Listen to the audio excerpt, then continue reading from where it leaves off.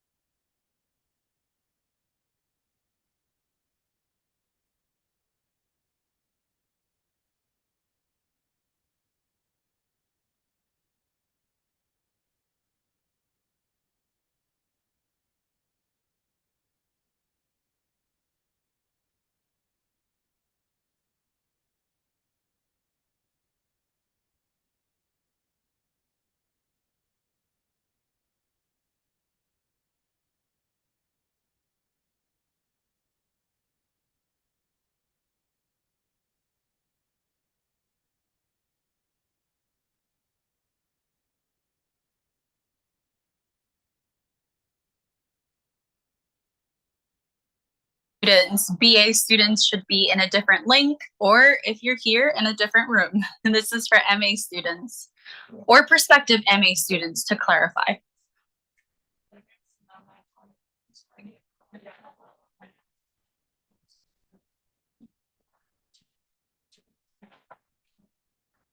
And actually, since I see one of our lovely visitors taking some water bottles, if you're thirsty, there's water in the back.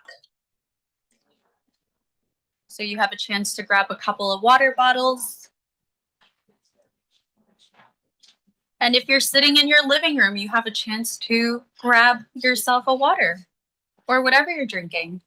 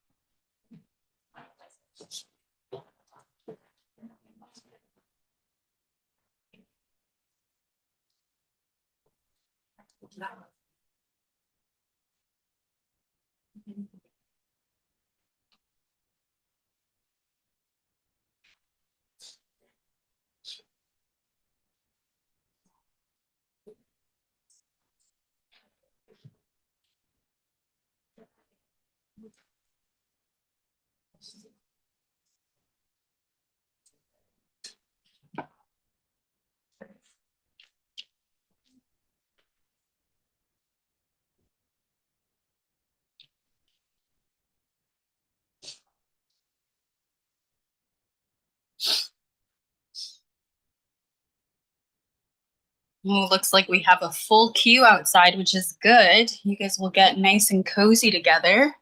Meet your future classmates, hopefully.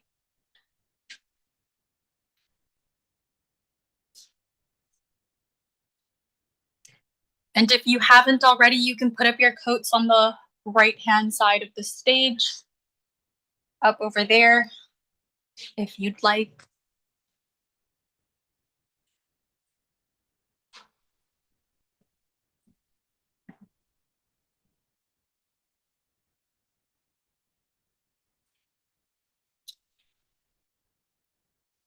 Okay, 5 more minutes max, I swear this time.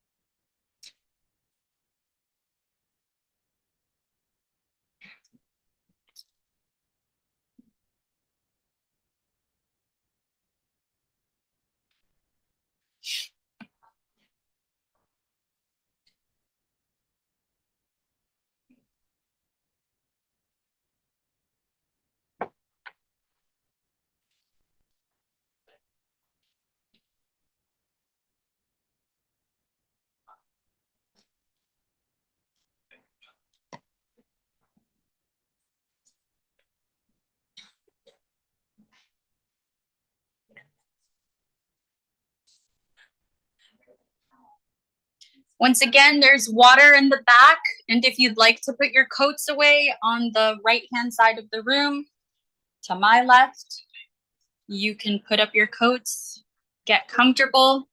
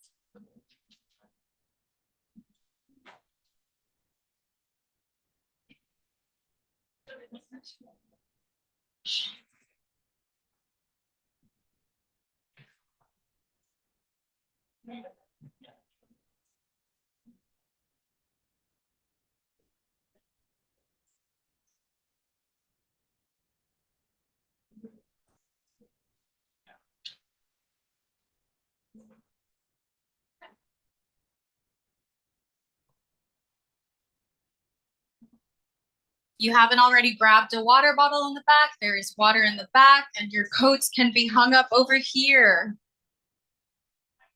Just get yourself comfortable. And while we prepare to get started, I just want to get to know you guys a little bit more. So I heard in the beginning there's a couple of US students around here. Where else do we have representing? Where are you guys from? US? Okay. Mauritius? Okay.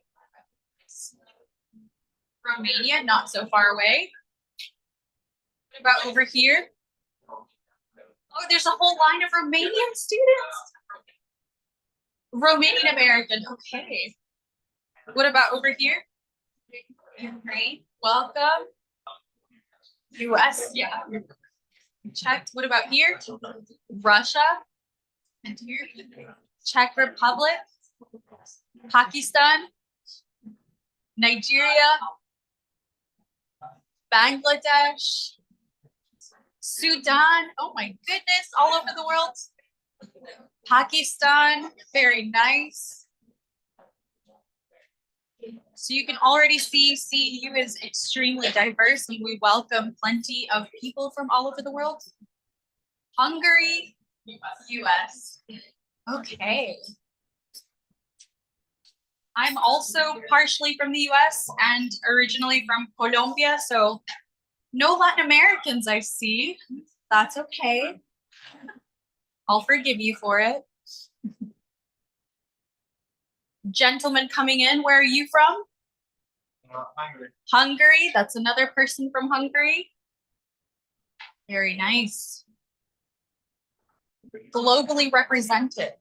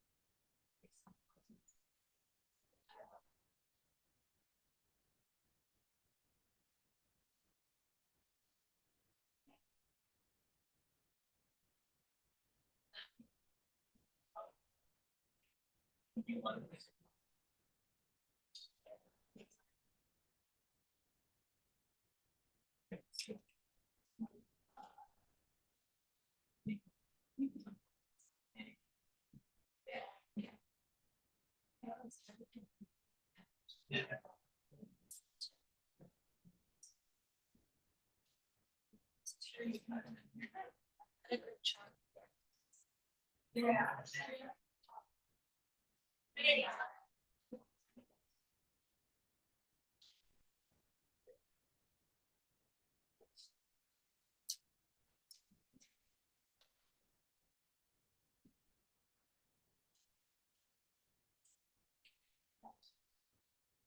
So once again, if you are online, we'll be starting very, very soon. Grab yourself a water, go to the bathroom if you need to.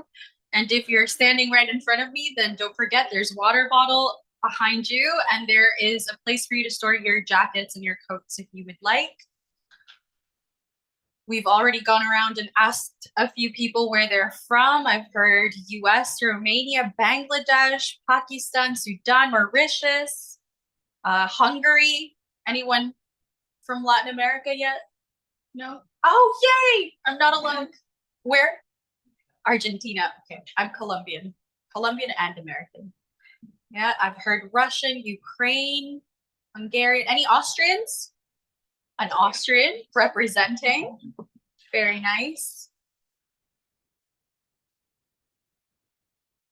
Was it hard to find CEU? You guys can speak. It's okay. I won't bite. Not really. Okay. That's good. That's good. Good. Does anyone know yet what they are looking to study? We're going to have a few colleagues coming to speak to you and telling you about all of our MA programs. Social sciences, anyone? Yeah. There's a couple of you. History. Poli-sci, anyone? Yeah. IR? Yeah. Business? Economics? See Christina over here is taking a keen eye. Christina is our program coordinator in the business and economics department. She'll be speaking to you in a short while as well. And for those of you online, I wish I could ask you what you're interested in studying, but I can't really get you to answer me. Yeah. Of course, I will actually show you the schedule in a little bit, so fear not. And so I can give you a slight overview. Carson, who is our pro-rector at the External Relations Office, my boss, will come over and speak to you guys for a little bit. Christina's going to talk to you about all of the programs we offer. We're going to have a couple of colleagues from the career services, student services, speak to you about the kinds of things you can do while you are a CEU student and even after you graduate, so your prospective careers. And we'll even have a student panel, so you'll get to speak to, future alumni and hopefully future students of yours as well. And at 4, you will have an open fair. When you exit the auditorium, you turn right and then left. There will be tables with all of the departments that you can speak directly to their coordinators, ask them about specific programs, steal some of their candy, and say hello, which will be really nice. Yeah. Yes. And all this time we are free to walk around. So there will be campus tours every 15 minutes. I'll tell you exactly when they start. And if anybody is interested in cognitive science, do we have any scientists in the house? Not a single one. Okay, well, that's okay. Cognitive science, anyone interested? No. That's okay. They are doing cognitive science lab tours, but you should have signed up for that in advance. So I guess it's okay if you're not.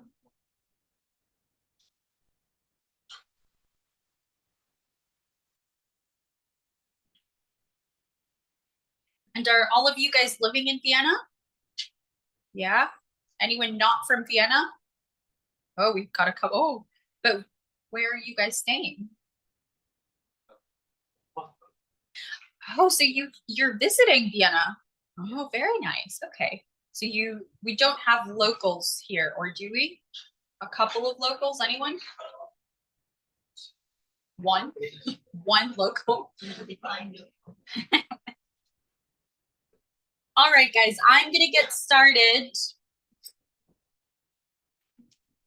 So if you've put your coat away and you've grabbed a water bottle, that's great. And I will start now. So good afternoon, faculty, staff, current and prospective CEU students. My name is Sarah, as you can see from my name tag, if you don't wear glasses like I do. I will be guiding you through your open day experience to make sure none of you get lost along the way. If you do get lost, call my name and I will find you and get you to where you need to be. And I'd like to welcome you and thank you for being with us on CEU's open day this year. Whether you're here in our beautiful auditorium or online in the comfort of your probably beautiful living room, welcome. And I'd like to begin by welcoming Carson Schneider to the stage to kick off our open day. Thank you. And as you will hear from my accent, I'm German, and there's nothing or almost nothing that hurts as more than being late, but I wasn't late. So I want to sort of explain myself. I had to give the same speech in the other room when we shifted the schedule. So, but now I'm here with you, and I'm very happy about this. So thank you, Sarah, and good afternoon and welcome to Central European University. I am welcoming you as the pro-rector, but in my other half of my life, I'm also a professor of political science here at CEU. And I'm delighted that you join us here today, both on-site and via live stream. For us who work at this university, staff, faculty, meeting you and interacting with prospective students and with students is, I think, the best part of our job. Students constantly challenge us because you are creative, energetic, you are eager to learn, and you come up with new and unsettling ideas and initiatives so that pull us out of our comfort zone and established wisdom. And this is why my colleagues and I love our job, working with you and learning together.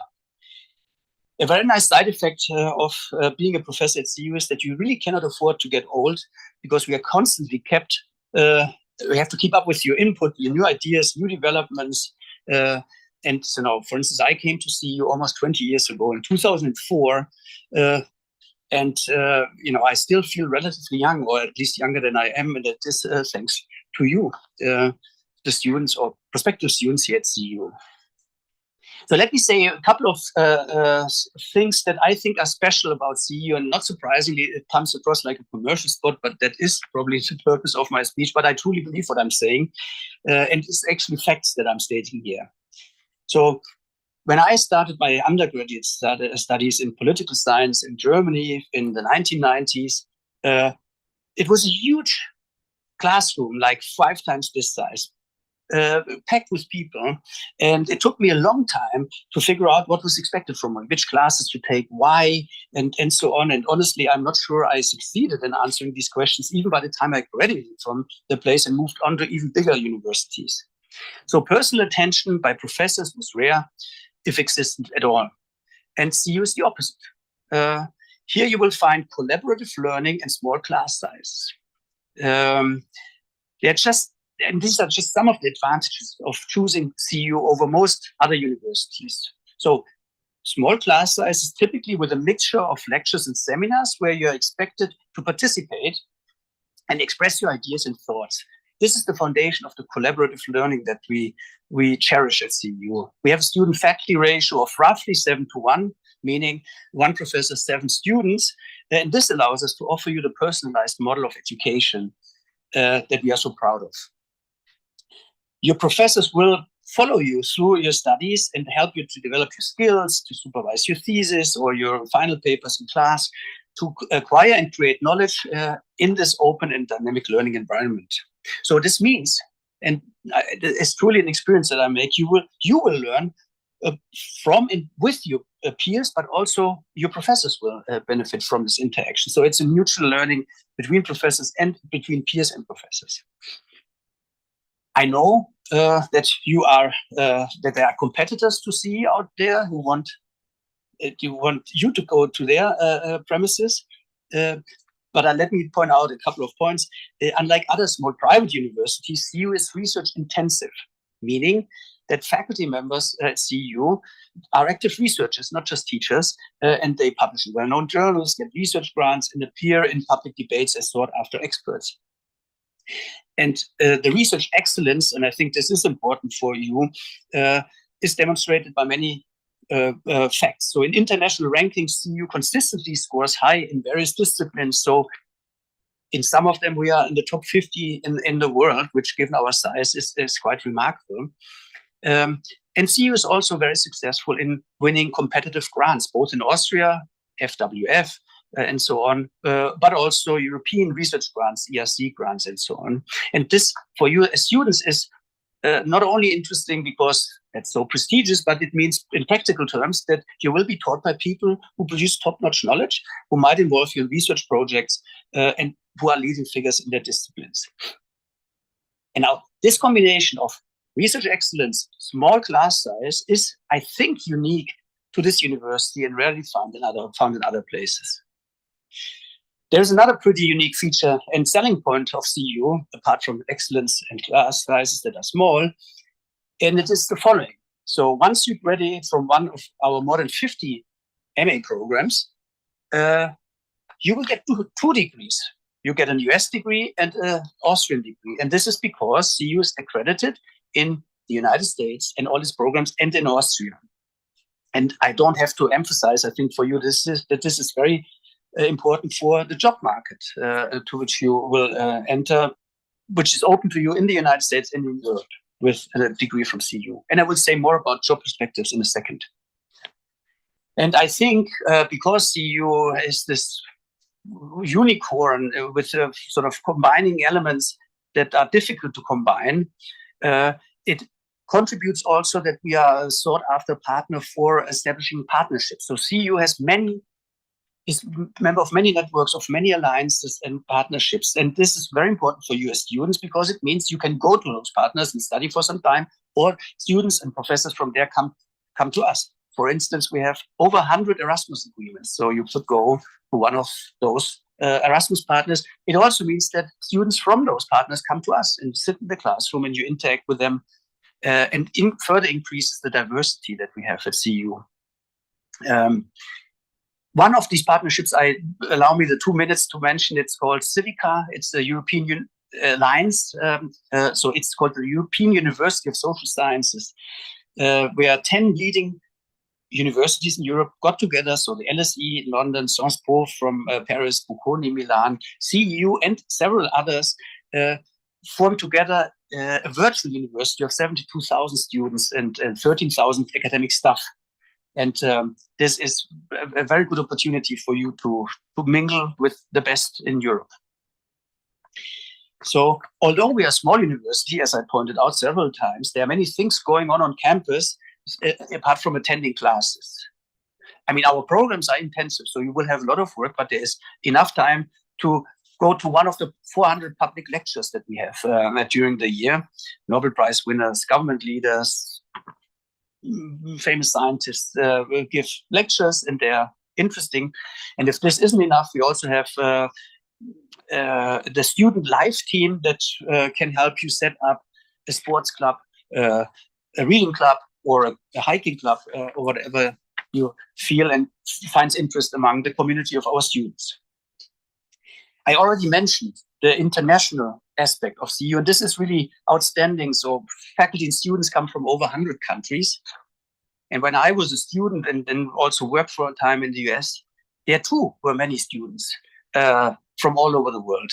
But the difference is that there was usually a majority, say US Americans, and some people from all over the world. In CEU is different. In CEU, there is no majority group.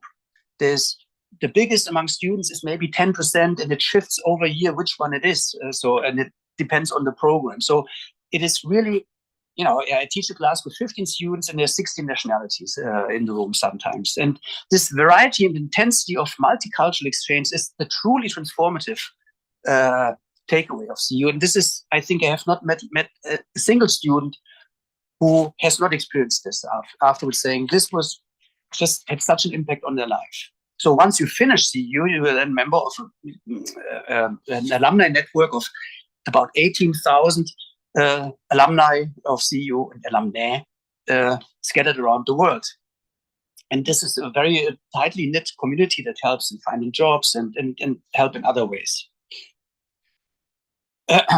Since not all of you, and maybe not the majority of you, want to continue with graduate studies after a master degree, it's very important to also see that CEU prides itself of teaching practical skills and also has a quite remarkable network in the industry and in professional organizations where you might end up after you study for work. And having studied at CEU makes it very likely that you land a job in a very short time after your graduation. And let me give you a number here. 3 months after graduation, 84% of our graduates had a job, our master graduates in 2022. So basically immediately after graduating, the vast majority has a job. And if you ask them, those who had a job, what is it that you learned at CEU? And they say, this was part and parcel of their success in their career was what they learned at CEU, which of course is very important to us, and I know even more important to you. So you see, coming to an end, CEU is not just another university. It is also not just another highly international university. Instead, it is a place where smart and engaging people like you are and who are actively involved in and around the most pressing issues of our times, and who will challenge you and you will challenge us in a way that allows you and us to grow as persons and as citizens of this world. And I also allow me a short comment on the, when you came in here, CEU has an institutional culture that welcomes open debate and critical voices. And as an institution, we are here to help you, prospective students, to understand the fine line between the freedom of expression as a powerful tool for fostering an open society, and to do so to reach a consensus and solution to problems that are important to members of the community. But coming back to today, and coming also to an end. Today, you can explore the variety of study programs that we offer. There will be a study fair. You can hear from future professors. I think that's the next agenda item. You find out how to make your application stand out. That's important to know. We have more applicants than we have places, so we have to make selections.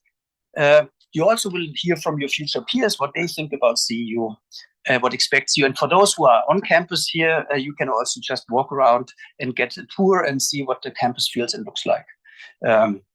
So I don't want to take more time. So let me conclude by reminding you that embarking on a study program, on a new study program in your case, is not just a smart choice. It is not just the right choice, but it is your choice. And we will help you to get that choice right. It all starts here now. And welcome again. Enjoy the open day. And I hope to see many of you next fall here at CEU. Thank you very much.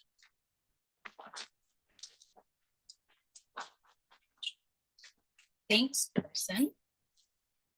I am sure that some of you are interested in economics, whether it's here in person or online. And it is my pleasure to welcome the program manager in the Department of Economics and Business for our MS in Business Analytics and Finance, Christina Sarbash. At CEU, Christina serves as a bridge between academia and the corporate world, cultivating partnerships with companies while equipping students for thriving careers.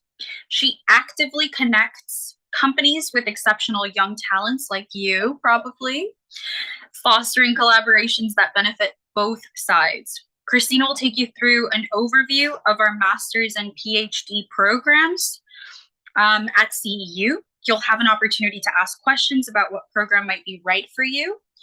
But fear not, our fair will be starting today, at which point those of you on campus will be able to talk directly to our other program representatives. And for those of you joining us via live stream, our colleagues are always happy to answer email inquiries sent to admissions@ceu.edu. And I'll say it one more time, for those of you here as well who would like to send queries afterwards. That's admissions@ceu.edu. I'll take you with you. Sorry. Okay. So warm welcome from my side as well.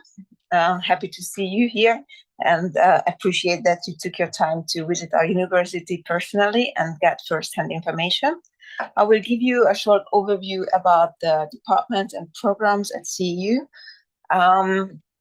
because we have a lot, and I will also cover some questions and tips how to find out which one is right for you.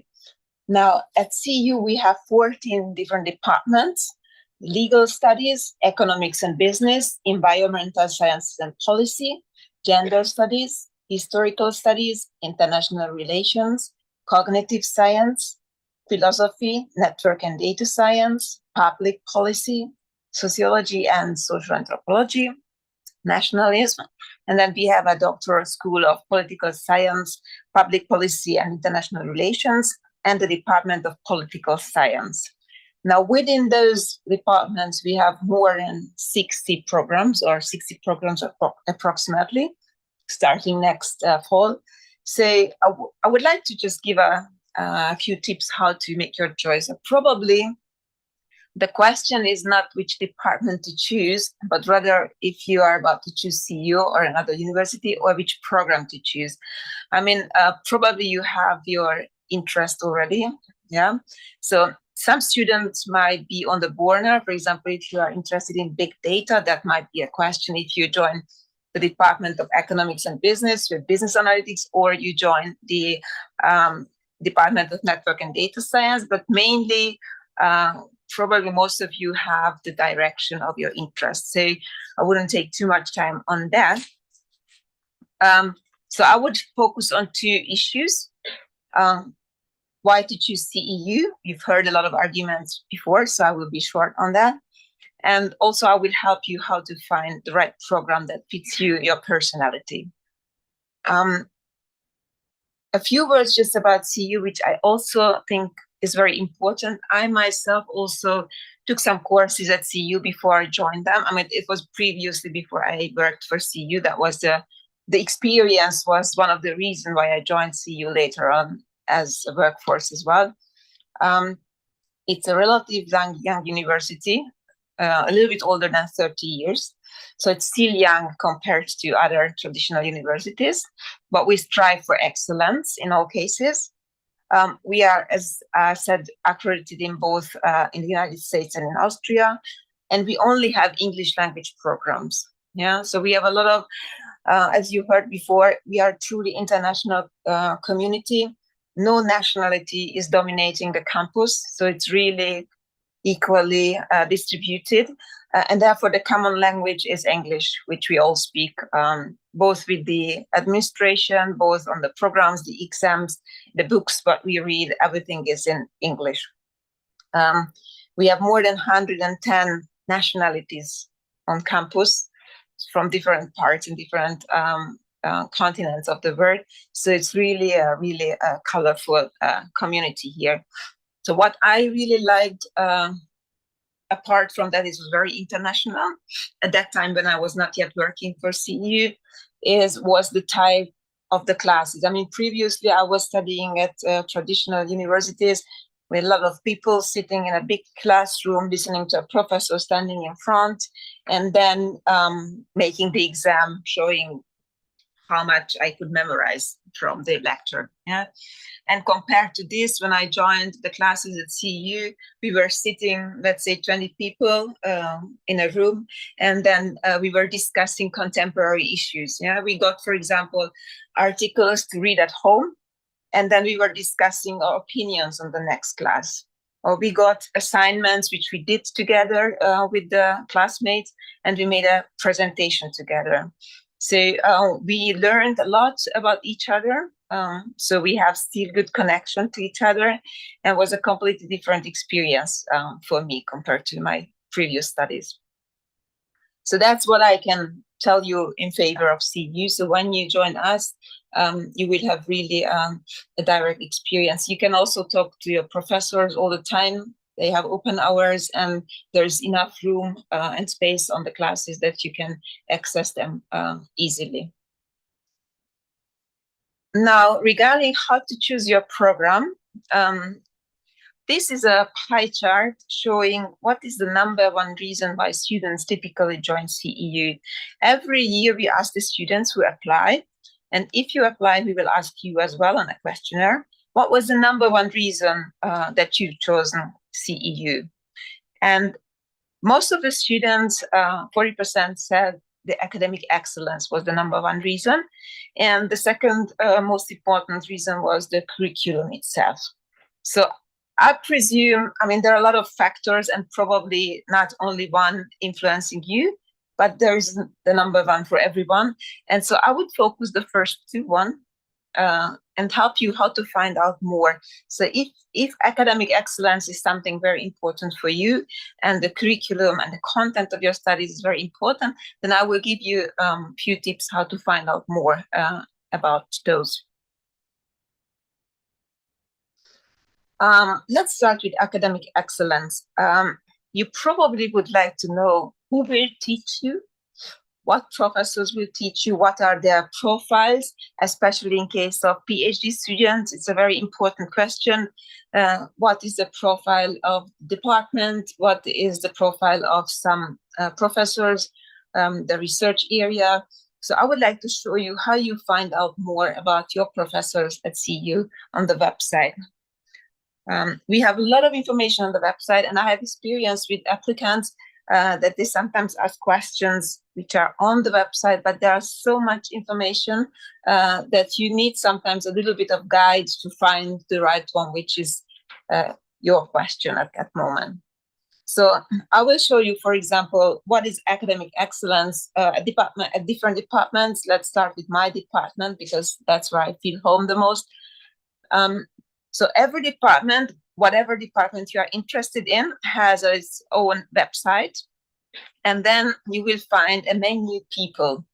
And if you click on the people, you will learn who is member of that of the department. And you can check all of them.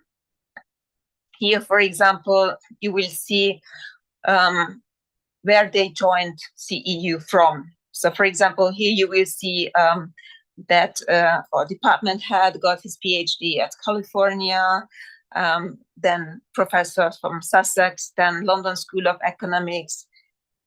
He did his PhD at CEU. He studied in Austria. He's a working professional. But you will see Cavender, USA, Harvard, Yale, again Harvard. Then is Düsseldorf, MIT, Cambridge. So you will see who is at the department, and if any of them is especially interesting for you, you can even click on their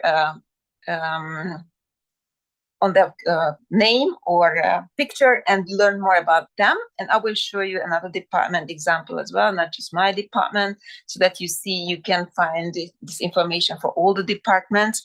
By the way, you will get the presentation after the open day, so you don't have to remember everything right now. You can just click on the links at home, and then you can make your own research and exploration and experimenting with some clicks here and there. So you will see here all the departments are listed, and then you can click on any of them that seems interesting for you, and you will have always a short department introduction. So what is the profile of the department? And you will see here who is working there. And if you click on any of them, you will see a personal introduction of that professor. And typically they list the qualification and research area. And very often they also list if they have a personal website. Sometimes they have personal websites listing all their publications and research projects. So you can learn more about each of them. They attach also their CVs, and very often they list what courses they are teaching at the university. And I will also shortly show you how to find out more about the courses then. So then here at this place, you can discover all the necessary information about the professors. I think it's especially important for PhD students who are looking for a PhD place, but also for master students. I hear it's very often an argument that they join the program because one another professor itself. So they want to learn from that or this professor. Now I will show you then how to discover the programs, yeah, because basically I understand when you apply to any university, it's somehow a little bit of a black box, yeah. You apply, maybe the program name is attractive, maybe the small description is attractive, but otherwise you can't really judge. You can ask previous students and alumni what was their opinion, but an experience, but basically about the program is very difficult to learn in advance. It's not the case for CEU, and I will show you how you can find out everything about the program before you join and see if that's what you're looking for. So we have a special website. It's called Course Listings. Yeah, and here on that side, you can find all of the departments. Yeah, so whatever department you are interested in, you scroll through the page and you will find the one which you are looking for. You can check a few of them if you are not yet sure which one to choose. And if you click on the department, then you will see again the department profile, and you will see all the programs that this department is offering to you.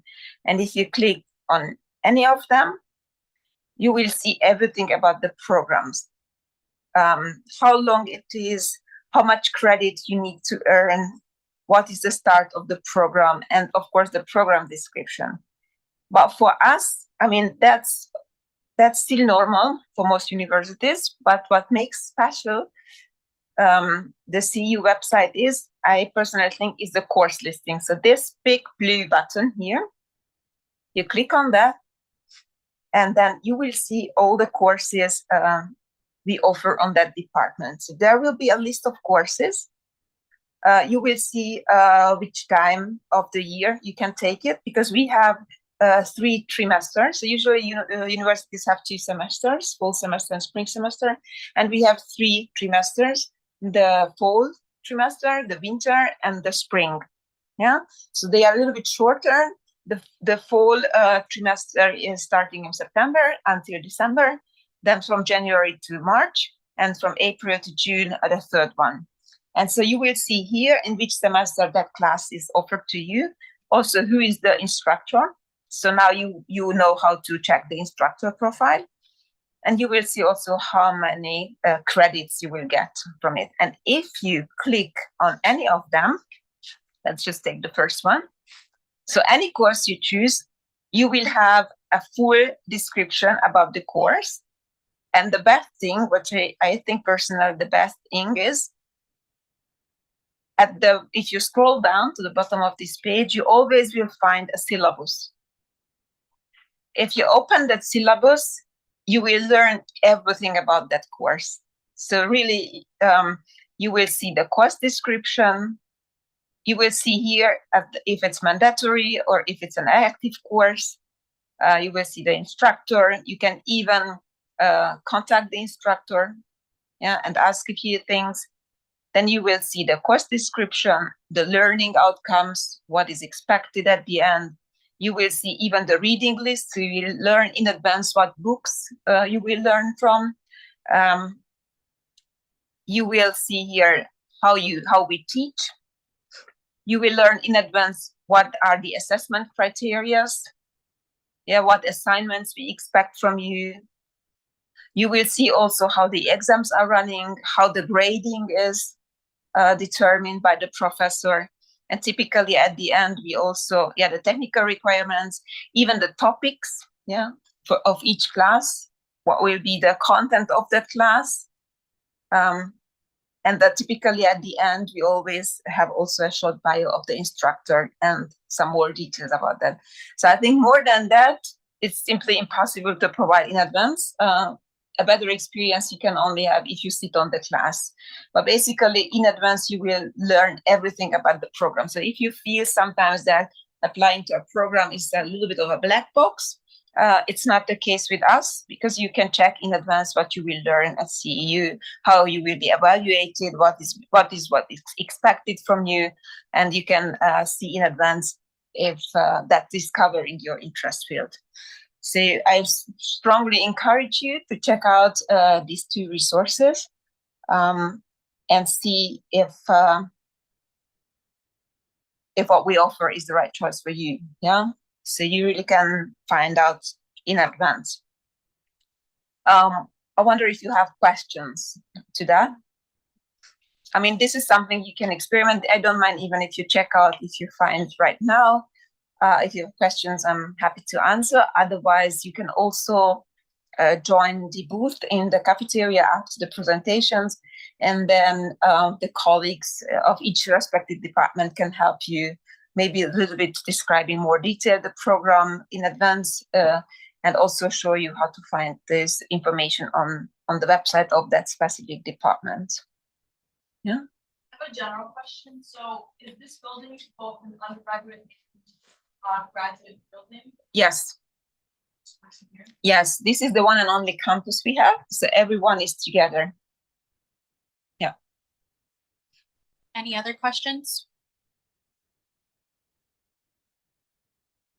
Are you sure? Positive? Okay. No problem. Later on, it's possible also. Now I will talk a little bit about how to decide if I should study economics or business within the Department of Economics and Business. I'm coming from that department because there are a lot of online students who are interested in that. But I try to cover this topic in a sense that even if you are not about to apply to economics and business, that you understand what's the difference and how you translate it into your field, may it be, I don't know, politics or psychology or whatever you are interested in. So I show you how we help students to find the best way in our department, but we try to translate it to your department as well. So in case of economics and business, the difference is, and this difference is typically, I mean, these categories are used in the English-speaking territories of the world typically. So they call economics is something when you are studying the economic behavior of people and businesses, and you study the economy of a country or region. Meanwhile, business is doing something specifically related to a company. Yeah, so working at a company and doing something for the success of a company. And if you study economics, then students are taught analytical techniques and conceptual approaches to be able to understand and analyze different situations. And if you study business, then in case of business, we teach students in the field of finance, business analytics, marketing, commerce, not everything at CEU. We are specialized on certain areas of business, but basically what students study in business is how a company is working. And so everything is company related. And how to find out which fits you better and how to choose. And it's also relevant maybe if you are considering other studies, because in all cases there is a part which is covering the science and the analytical part, and there is a more an implementer part. So if you are, for example, I don't know, interested in politics, you might consider if you want to be an analyst and analyze political situations, or you can imagine yourself sitting in the parliament or go for the, I don't know, the elections and be a president of a country. So, I mean, it's not something you probably decide in advance, but still some of the, any of the passes may be more attractive to you. So let's see how it's in the case of economics and business, how we help students to decide. So we suggest you to study economics if you want to understand what makes the whole economy move. Yeah. Also, if you are interested in the broad picture about how global markets operate, if you want to, or if you are interested in research, if you want to, or if you have already strong analytical and writing skills, and if you enjoy working with numbers, analyzing economic policies, interpreting economic statistics, creating models, and developing theories. Yeah. And if you are primarily interested in working as an analyst somewhere, maybe in the government or universities, international organizations, or in big companies, then this is the right way for you to choose economics. On the other hand, if you are more a hands-on person, and if you enjoy more the implementation part of theories, if you want to know how to do business and learn the operational skills, then we suggest you to study business.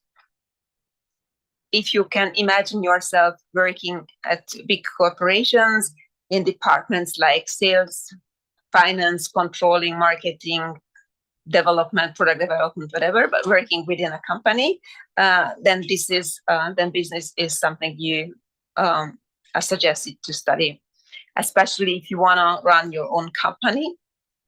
And if you want to have a direct, tangible impact things, I mean, the one is preparing, the one is analyzing the situation and understanding the situation and sharing with others, and the other one is implementing the concepts in the reality. So you might have already some idea which one is more attractive for you. Also, in your case, if you wanna, in case I don't know, in politics or in psychology, for example, if you would like to work with clients, or if you would like to analyze the human behavior, that's completely that are different directions. In case of economics and politics, also, I mean, in all cases, another factor that may help you is if you consider what kind of jobs you can do after graduation, what is the potential you can reach with that strategic knowledge. And in our case, you should consider economics if you consider these professions attractive to you. So here you see, for example, 3 different Nobel Prize owners. Paul Krugman was dedicated the Nobel Prize in economics for examining international trade patterns and the global distribution of economic activity and resources. Yeah, Esther Duflo also got the Nobel Prize, but for conducting trial experiments with peers together to mitigate poverty and better understand the most effective development strategies. And Professor Stiglitz, who was also lecturing here at CEU last year and a few years ago as well. He also got the Nobel Prize for analyzing markets with asymmetric information.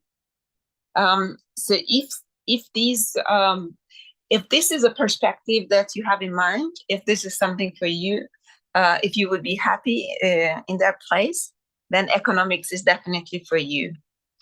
On the other hand, if you consider being in business, a few examples, for example, Oprah Winfrey, who was a showman or a showwoman, but in the background, she built up a complete media empire from the ground. And she's a great philanthropist, and she is donating a lot of money, providing better education for underserved students. Or Jack Ma, who is also great philanthropist. He was the founder and the co-chairman of Alibaba Group. And this is the greatest, one of the greatest artificial intelligence companies. He did also some great for the work. Or Mary Barra has been already, I think, for 10 years now, the CEO of General Motors, investing heavily really in electric vehicles and self-driving cars. And they really try to redefine the future of personal mobility. So those are also world-changing activities. But you see, this is very different from the first 3 examples. So this is how you can maybe find out which way is more attractive to you personally. And if you are still not sure which one to choose, then I refer back to the course listing and faculty. So check out both programs offers and find out which one is more attractive to you personally. I mean, it's always a personal decision based on your personality. And if you still don't know after checking out, then choose a less specific program at the beginning. So in our case, for example, we have a brand new program that combines economics and business, so that the first year you study general knowledge, and you have to specialize yourself only in the second year. That gives you the chance to a little bit think about more and learn the different areas of economics and business. And then in the second year, you will specialize on data science, global economic policy, finance, or the research track, which is a pre-PhD track. So if you consider going into research, and that would be the right one for you. So I hope that helped you a little bit understand, and I hope that also you can translate the example of economics and business into your field. Yeah. So you have to find out what kind of personality you are. And I mean, it's also not written in stone to be there that you choose at the first time. Because, for example, in our case, there are a lot of scientists who have spin-offs and then they become also business people because they launch their own companies, and vice versa. The CEOs of big companies are also partly economists because they have to analyze the economic situation in order to steer their own company. So it's the one and the other is not ruling other out.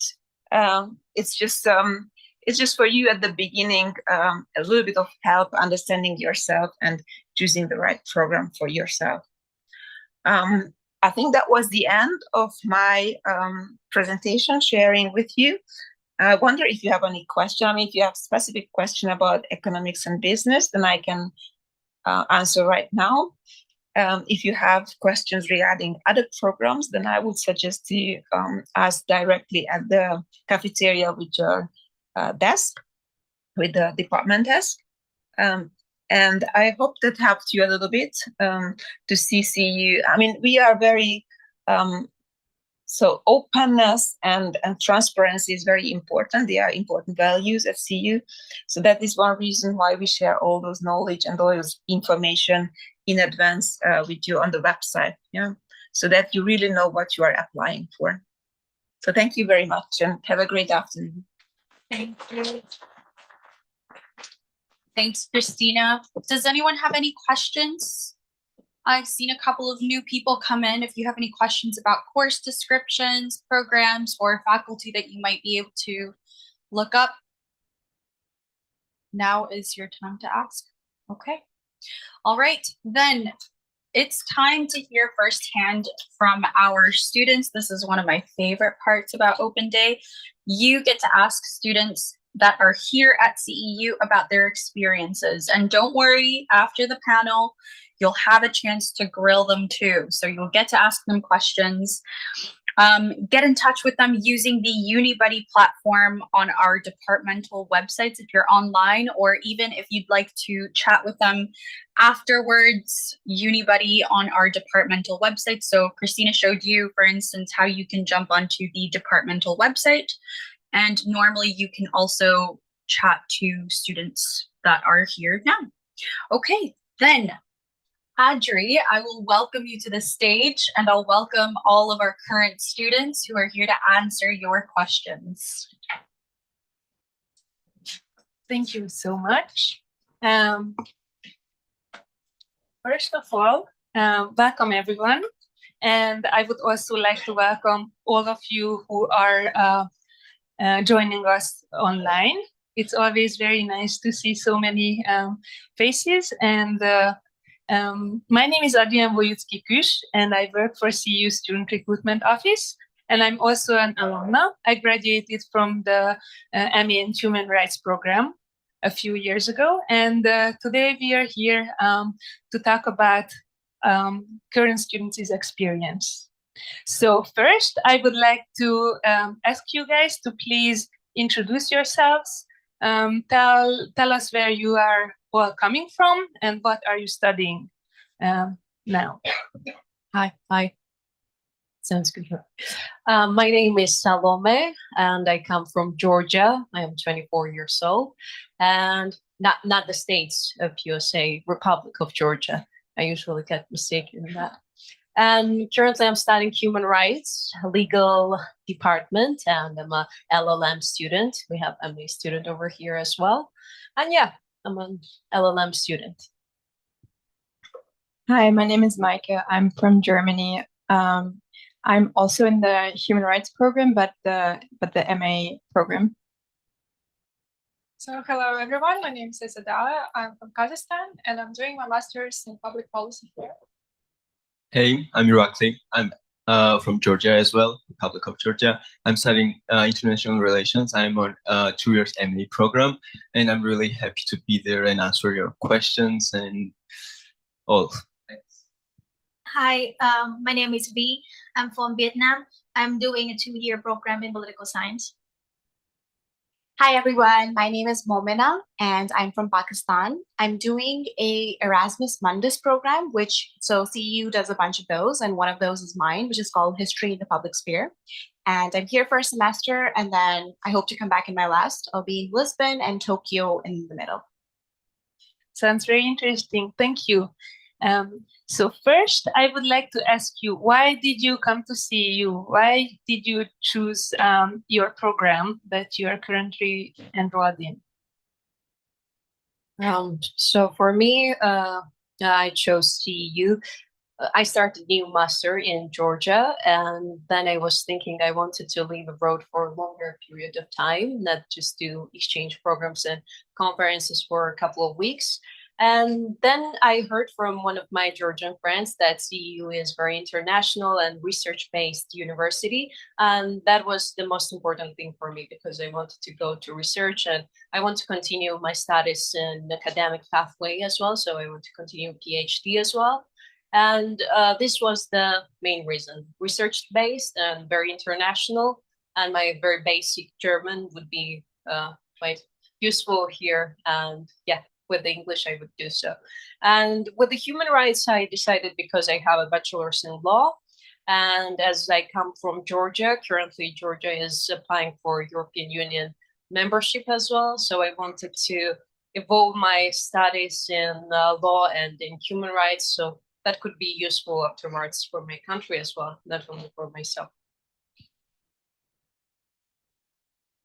So I already was here for my BA program. And during that program, I went abroad for a semester to the University of Chicago. And there I reached out to CEU professors for some help with assignments I had for Chicago. And they all were extremely approachable and all agreed to meet with me despite the huge time difference and despite that it wasn't really for their class. So I think why I kept with CEU for my MA program was the reason that you really see that the professors, because the student to faculty ratio is very low, so you see that professors really care about you and just want you to do it the right way. And yeah, so that was my reason. So yeah, for me, it was mostly the advice that I got from my previous university's head of department. So I did my bachelor's in political science and international relations, and I completed my bachelor's this year. And when I was applying master programs, I had a lot of good things about CEU and this program, and I knew that I wanted to do public policy after political science degree. And I heard a lot of good things about this university, also from my head of department and also from the alumni that that attended CEU also. So that was my reason. Actually, I had a pretty hard time when I was researching universities from my master's studies, and CEU was, I can say, one of my first choice because of so many reasons. I think because of international environments, because of resources, because of professors, which are from so many countries with so many interesting backgrounds.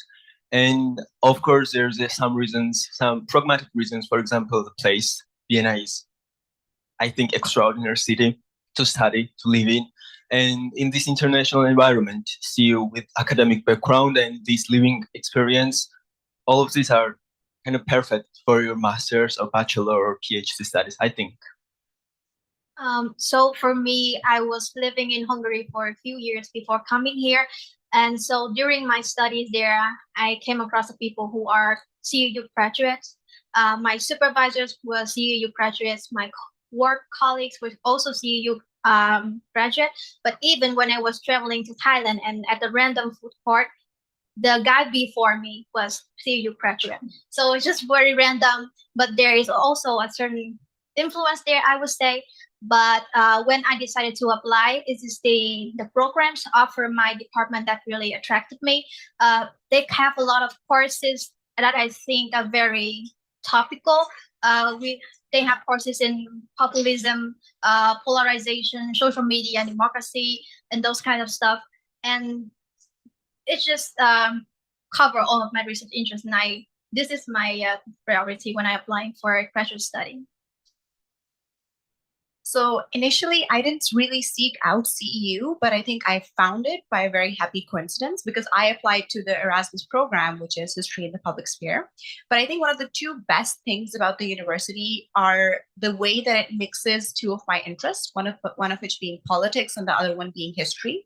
So I don't know how much you guys know about the move from Budapest and the fact that we have a campus in Budapest, but we also have an archive in Budapest, which is fantastic. And the history department took us on a tour to Budapest and showed us around the archive. And I'm going to do an internship there for a month, which was all set up by the university for a month. Like I get to work there, learn how archives work and function.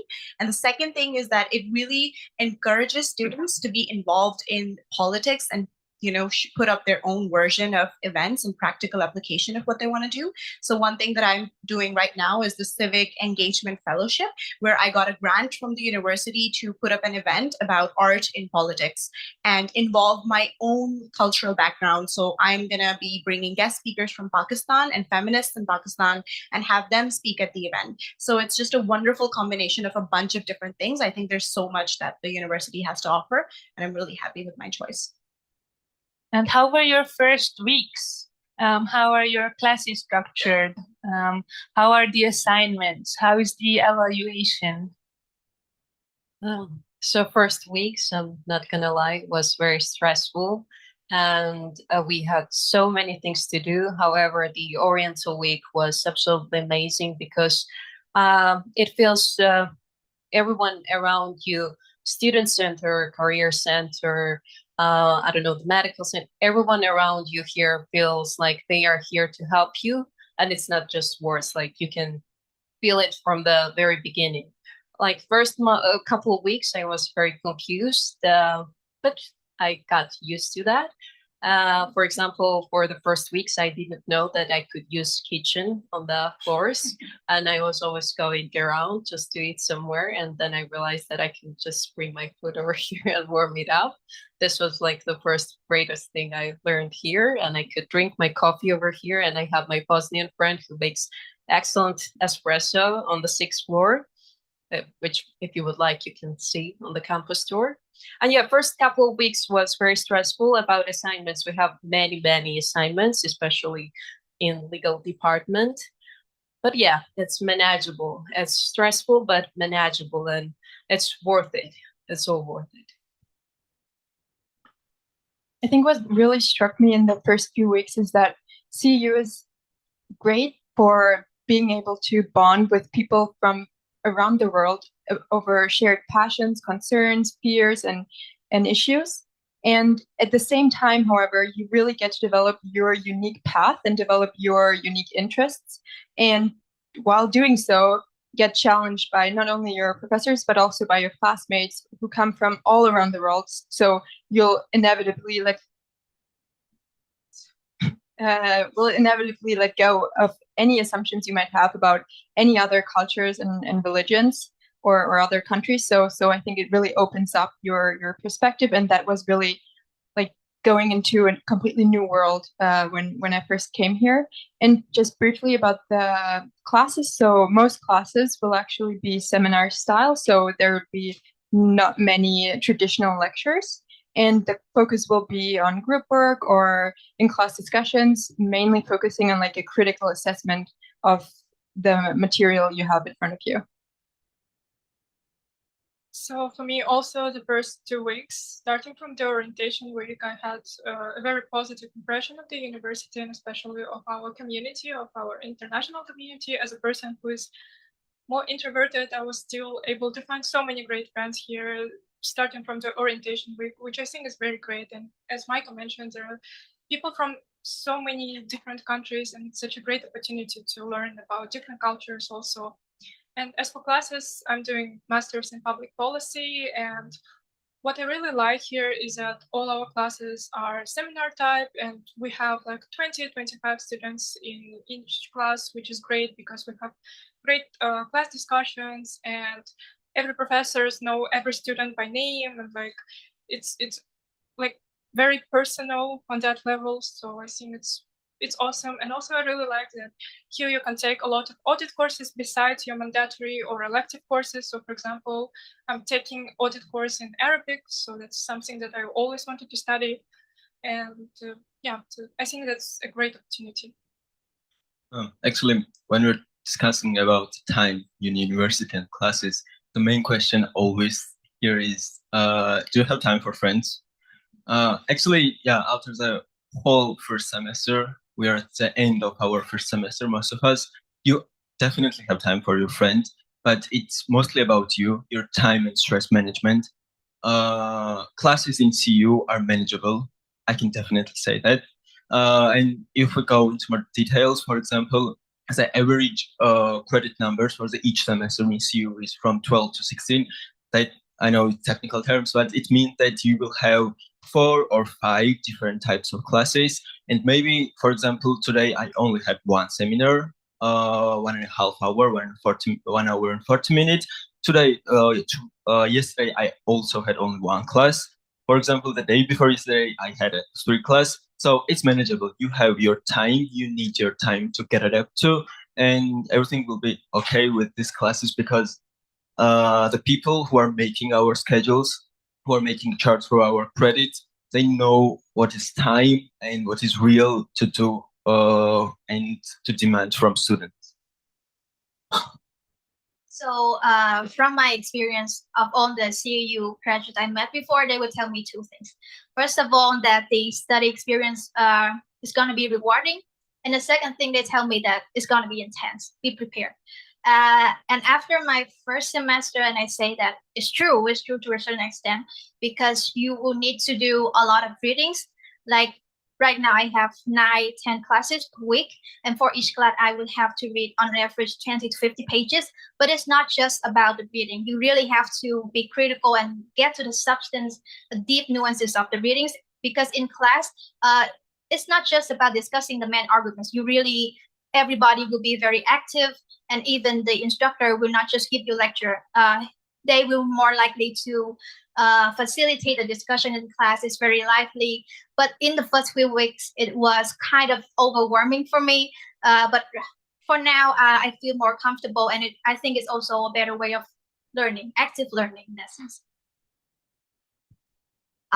Orientation week for me was online because I wasn't here yet, and I'd run into a string of delays in my visa process. So I think the first thing that I would say is, if you're from a country where the Austrian embassy is a little difficult, then CEU is extraordinary in how far they go to facilitate you. I don't know what I would have done without the student service center. So for example, I had my appointment with MA35 the other day, and one person from the student center office accompanied me because he knew that I'd been running into a lot of issues with these people, and spoke German and helped me out. So it was excellent. I was very, very grateful.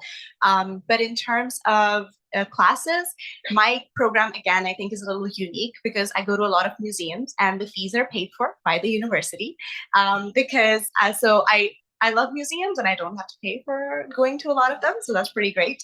And yeah, my classes are pretty engaging because we go to museums and then we talk about it. So I do a lot of readings, yes, but it's much more hands-on. History in the Public Sphere is an excellent program if anyone is interested in applying for it. Are you guys members of any CEU clubs or student clubs, or anything you can elaborate on? I am the member of CEU debate class. If it was not like enough already speaking in legal department, but I chose still to do debate class because it's very interesting how people with different backgrounds and different bachelor degrees and different knowledge bring their view of points. And there is like, in classes we are being, sophisticated and sensible, in debate class it's outrageous and I love it. It's like releasing the stress out. And I joined them lately. However, they have been in Budapest as well. They are doing exchange debate classes as well with the University of Vienna, like the Vienna whole cities debate classes and so on and on. So it's very interesting, and I'm looking forward new opportunities as well to debate with people outside of CEU as well.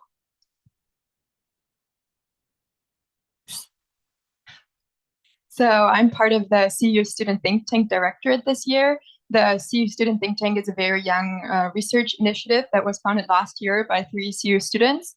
And basically, the main aim is to connect CEU students to civil society organizations that are relatively local. So this year, we're cooperating with organizations throughout Europe. And the aim is basically to help them with their research that they couldn't afford otherwise in order to contribute to the cause of the organization, with the result of potentially publishing the research that the students have done.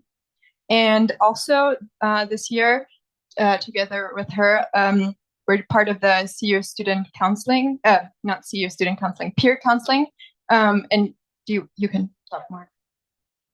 So both of us are peer mentors, which is basically that I think it's a great service that is offered to students here, that if you don't feel like you're wanting to speak to professional people, you can talk to us in a peer-to-peer setting, and it can be any matter. We can give any like practical advices in terms of academic advices, and also just if you want to talk to someone in a peer-to-peer setting, I think it's great. And last week I had my first client, and it was great. So yeah, I think it's a great opportunity also. Actually, I think I can say about something, this variety of the CEU student clubs, which are big thing in CEU.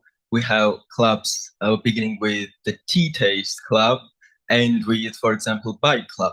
And for example, me, I'm a member of more likely outdoor activity clubs, bike club and tennis club. And it's really nice because, for example, you can borrow your bicycle from CEU if you don't have one in Vienna.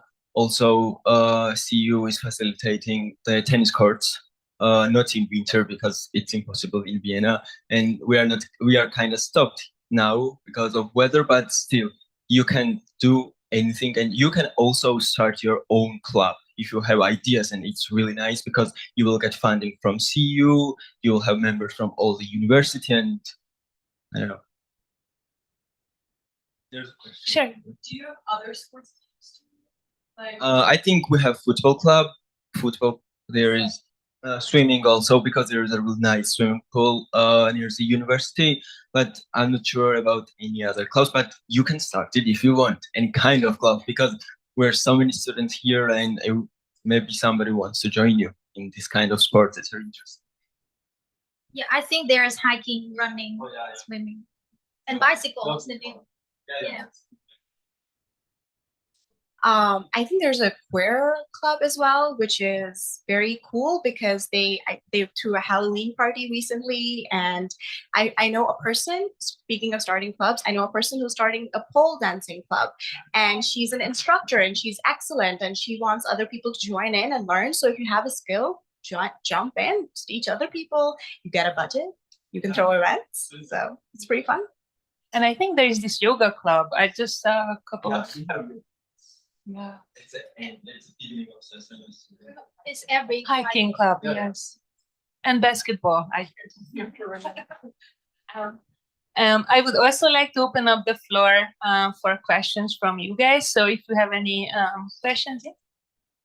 Sarah, there's one over there.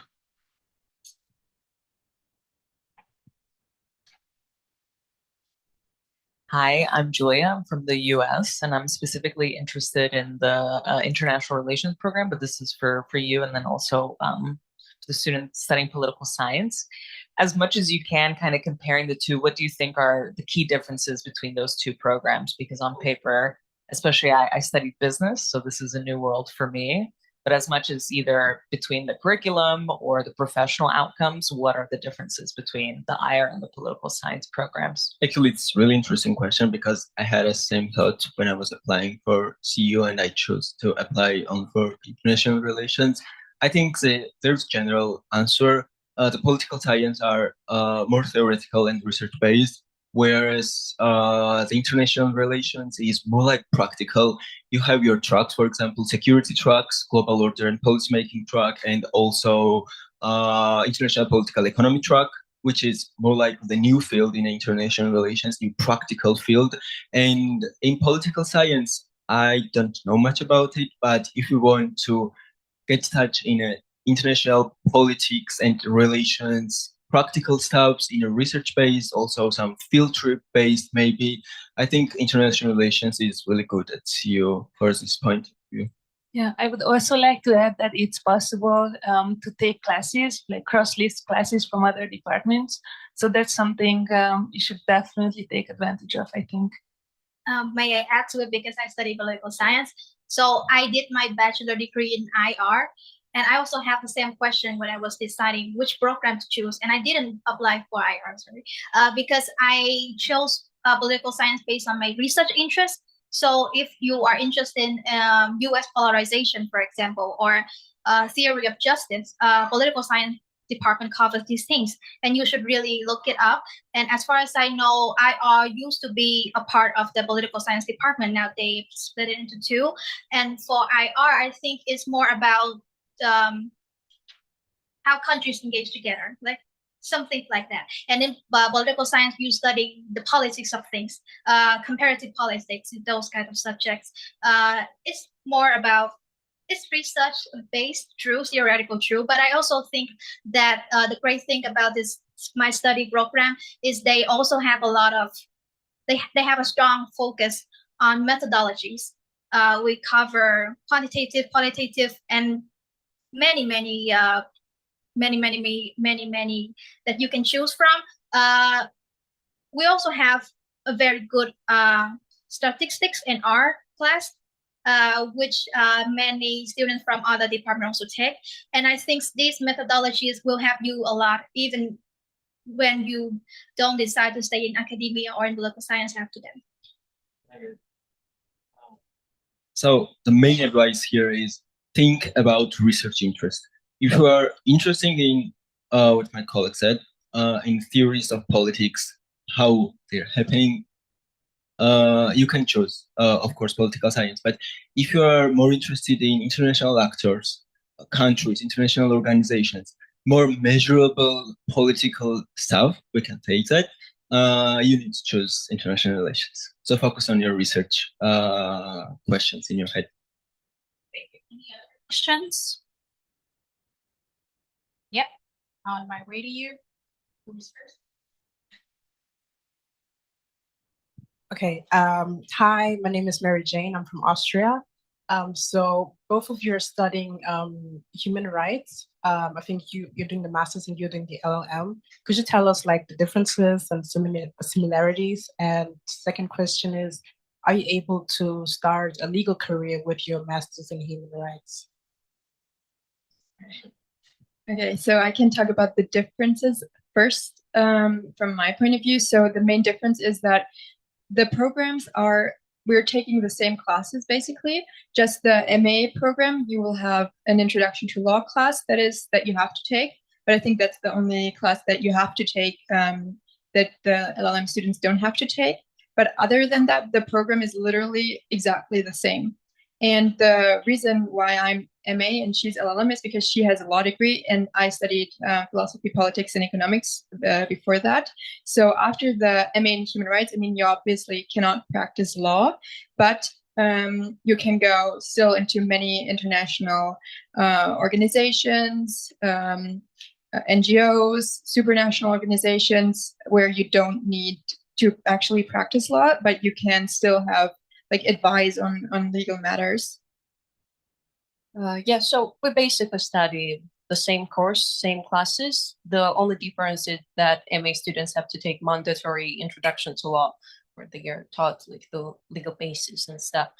Otherwise, from the beginning, I was a little bit scared because I chose LLM because I wanted to have a legal degree and study with the people who had legal background as well. And at the beginning, I was kind of scared, but it works so well because master students, you have different backgrounds in different subjects, different knowledge.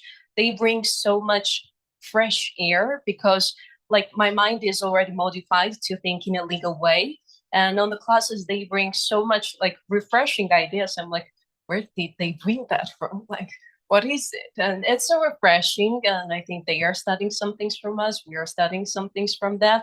And this combination is really, I don't know, exciting. combination, I would say so. And about the career afterwards, I would say that with the MA, with the LLM, you could, it's up to you. You have to think about the research idea, which you actually emphasized.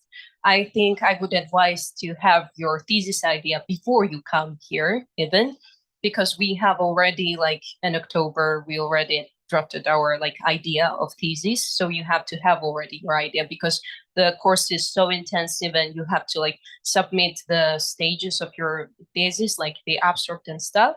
So it's up to you, like where you would go with your knowledge, because we're studying UN human rights system, Council of Europe human rights system, and European Union, and so on and on. So it's up to you, like where do you want to go, like women's rights, like minors' rights, minorities' rights. It's up to you which classes you choose and where do you want to go. Question over here. But just a reminder, in case anyone's curious about specific programs or departments, the Open Fair is another place where you can ask these questions as well, just in case you don't get the chance now. Yeah, so I was wondering what the housing process is like, especially for international students and master's students, if the university like helps facilitate anything, or was it really individual, you finding your own apartment?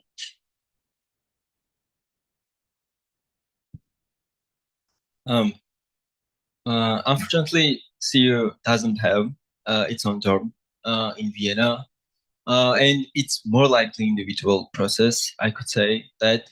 But CEU supports you, for example, providing information at the starting point when admission process is end, and you can choose to live in, for example, student dorms, which are pretty accessible in Vienna, I think, because there are so many student dorms with so many price ranges. Also, you can try to live in your apartment. It's more about your financial stuff, but I think we should say that you need to be your own in this field, but you can always get counseling and advices from your university as well. But it's real.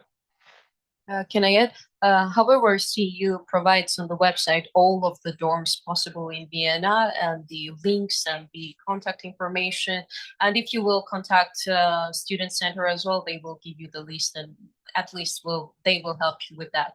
For example, I found my apartment in a Facebook group. So that's an option as well, because you have to start looking as early as possible, like semester earlier at least, because all of the dorms were full at my point when I already decided to come here. And then I just looked in Facebook groups and that worked as well. But still, housing in Vienna is pretty accessible, I think, because of comparison. So because of time constraints, we will unfortunately need to end this session. But to keep the conversation going, we will have the tours led by our wonderful students. So I would definitely encourage you to take the campus tours. We are going to start from the lobby, starting from 4 o'clock, and there will be tours every 15 minutes. And I would really like to thank you for all your contributions and your valuable insights. And our students are very approachable. So if you see them around, just feel free to approach them and ask your questions. Thank you.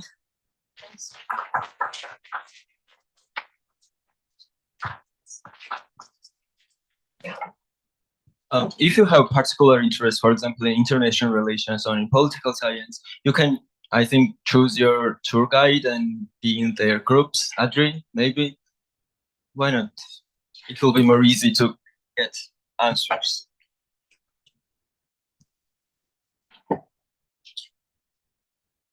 Thanks, Audrey, and thank you to all of our students. I hope that was entertaining for you guys, and don't worry, as they said, you'll get an opportunity to speak to them again. They're also going to be roaming around the fair, so you can grab them and ask them further questions.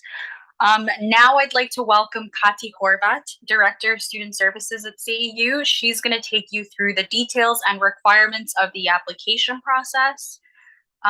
Before becoming Director of Student Services, Kati worked for our admissions office since 2015. So she knows the process upside down, inside out, and every other way you want to imagine. So if you have any further questions afterwards, you can drop by the admissions table, which will be at the Open Fair, And for our online students or prospective students, please send your questions via email to admissions@ceu.edu. Thanks, Kathy. I'll take one of these. And these are all as I don't like lecterns. So this is your clicker. Yes, thank you. Hello, everybody. Okay, yes, that's me. Hi. So first of all, disclaimer. So I'm Kati Horvath, and I'm really happy that you're here and also online. And I apologize in advance because this will be a technical presentation, technical but useful, I hope. And don't worry if you miss something. So all the things I'm talking about are also available on our website in the admissions section. Please read especially the FAQ section, which some people tend to omit because it has really the oddest and rarest questions as well. And most importantly, you can always find colleagues from the admissions office via email. And please make use of the opportunity to speak to them afterwards, because I think we won't have time for Q&A. So I'll just run through this, and then whoever has follow-up questions, you can find us later on. Okay, so here's the list of requirements. I will speak about each of these, and also our website plus the FAQs are structured in a similar way so that every topic is covered there separately. Yes, so let's start with the form. So we have, of course, an online application form. You can start it anytime and you don't have to finish at once, so you can go back and edit. Here it's important, like, start early, but don't rush submitting it. So it's better to go back if you still need to revise things. Also, the documents you need to upload, you always have the opportunity, as long as you have not submitted, to if you just realize, oh my God, I forgot something from the CV. So then you just withdraw the one document, you upload another one. So really take your time to make sure you submit a proper application. Carsten mentioned before, so we have way more applicants than we have slots. So it makes a difference also how you present your application, so that a CV is not sloppily put together, that the writing samples are not full of typos, etc. So I really think you should dedicate the time to that. That said, take your time, but don't submit in the last minute. So we have an online payment portal that needs some processing time, especially if you choose wire transfer over bank card payment. And most students leave it to the very last second, which then also sometimes causes our server to crash in a way. So in your own best interest, don't wait for the last day, but at least submit a few days before application. And submitting means that not only that you upload all the documents, fill all the mandatory fields, and click submit, but the payment also has to be received. So that is when actually we record that you have submitted your application. Okay, very important, letters of recommendation. So you should really talk to the people that you want to ask to be your referees. So more often than not, we have candidates who just mention it in passing to a professor, who then travels abroad for research, is not available for several months, and then they're panicking, oh my God, that person can't do the reference for me now, etc. So really give it a thorough thought who you really want to be your reference. And you will have to register them in the online application form. And then the way it works is that once you submit the application and the application is also received, including the payment, they will get an automated email, and then they follow a link, and then they complete the reference. Now, once they get that, so A, flag to them that they should expect that email. B, tell them to check their spam folders, because that also happens frequently, that they got the email, it just landed in the spam folder. And then we also sometimes have the case that some university or institutional firewalls are so safe that they don't let the message through, so the person actually does not get it. So in that case, you can go to your applicant portal, which will activate once you submit your application. We have ample information about that as well on the website. And in the applicant portal, you can basically register the same person once again with a different email address. And then they get a fresh link that is then valid for 7 days for them to complete it. And this same function of re-registering a reference is also useful if it really turns out like you had one referee, for some reason that person cannot do it, then you can still register another person in the portal. It's good to have, so you know, your application will be received. Departments will also look at applications that are missing one of the two, or in some cases 3 references, but it's really better to have your references in place. There was something else here about the technical thing. Yes, so if you apply to more than one program, then, and you want to have the same person for all applications as a reference, then you have to register them separately for each and every one, and they have to complete separate references. Here it's also important because sometimes, you know, they are busy, they are sloppy, so they upload or they complete the same reference saying like, oh, I recommend a person for international relations, and then for your political science application it will also say, oh, I recommend the person for international relations. So that would be also good if they pay attention to that. But of course I know that you have limited influence on that for them to get it right. Okay, that's about references. Yes, and no, nothing else here. Then very important, academic records, which means we need records of your previous degrees. If you apply for masters, then we need the bachelor documents. If you apply for PhD, we need masters and bachelor. And if you are, and many of you are in the middle of your either BA or MA studies while you apply for the next thing, then we take, of course we accept an interim transcript, but you should also have a certificate of enrollment so that we know that you're currently still doing your studies.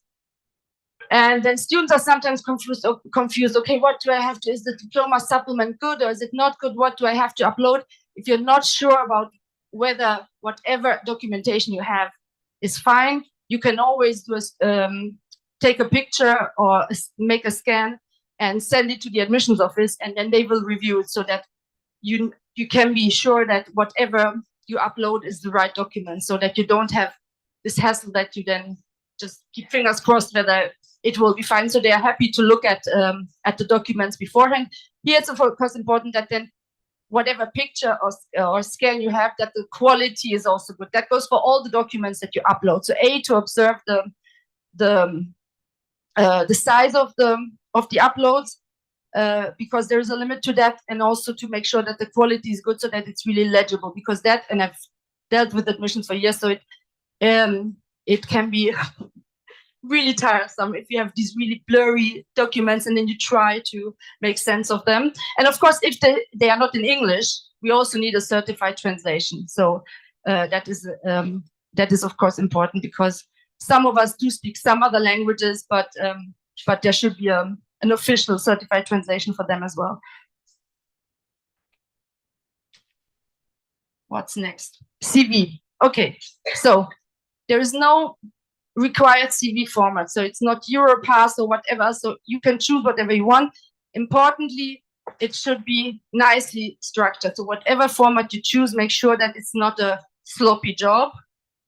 It should not be too long, but should contain everything that you think is for us important to know about you to make a choice. And here I don't only mean your academic track record. We see that from the academic records, but CEU being the type of place it is, there is a more holistic look at applicants. And we are really, so maybe it's difficult to believe, but we are really interested in also extracurricular stuff. So if you have volunteered, if you have done student jobs, if you did babysitting, whatever, so anything that comes to mind that speaks to the type of person you are and what is important to you, please include that. You might also have documentation related to volunteering, whatever, certificate, or about a conference attendance, or about summer courses. We have a field in the application, in the online application form, called additional supporting documents. It's one upload field, but you can merge several files. So if you want to add more information about things that you have done, then feel free to use that field and upload additional documents there, because it's really important for faculty when they review applications to get really the full picture of what you're passionate about, what you have excelled in, types of things that you've been engaged with, etc. And yes, I think I said it all. I don't know why I constantly have the feeling that I left out something, but I think we are good. So anyway, CV is important. So that's what I'm also saying. So don't rush submitting your application, because maybe you then think of, oh, I actually could have included this or that. For PhD, of course, it's very important to include publications research. For MA, not, of course, if you have them, that's fantastic, not so much, but for PhD, you need that. But again, try to make it concise. So professors will have to review very many applications. And then if somebody has a like 6-page CV, then that makes it hard. So then try to make it as concise as possible, but as informative also as possible. Okay, next. Oh, proof of English proficiency. Yeah. So for those of you who are not native speakers of English, or who have not done their BA or master's at an institution that teaches exclusively in English, you will need to provide some language certificate. We have all the required scores and the types of exams accepted on our website. For PhD, it's in most cases a bit higher, so the minimum requirement than for MA. And also important that depending on the type of test you're doing, there's a certain validity to them. So for some it's longer, for some it's shorter. So for IELTS and TOEFL, it's I think 2 years. For some others, it's 4 years. But make sure that the test you have is still good if you have done one earlier. And it might happen that you did your test only recently before submitting, and then you still don't have the official score report because it was not sent to you. Then you should feel free to just upload a screenshot of the web portal. So normally you can access your score on the portal of whatever test you have been taking on that organization's website. So take a screenshot and upload that. So that's just as well for our purposes.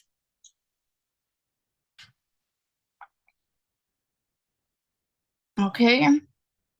Yes, program-specific requirements. So here, it's important, and please, again, make use of the fair that will start soon to ask at the department. So specifically, so every department has different requirements. We actually have very few programs that require a GRE or GMAT. It's actually only in the Department of Economics and Business and in data science that they would require that. But in both places, they actually also have their own math exam, which you can take if you don't already have such a test score. So that would be then an online exam. You can read more about the test, and I think they even have some samples from previous cycles, so that you know how to prepare for those tests. But really, that's the only. So that's very rare.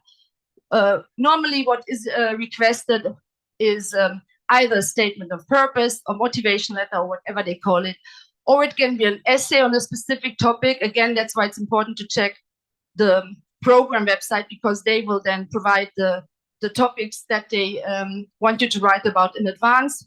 They also would provide information about what they are interested in when you write a statement of purpose, because that's a very general thing. Yeah, write a statement of purpose. Many programs will have some guidelines. Okay, we want to hear what your career plans are, or want to hear what you want to focus your research on, etc., etc.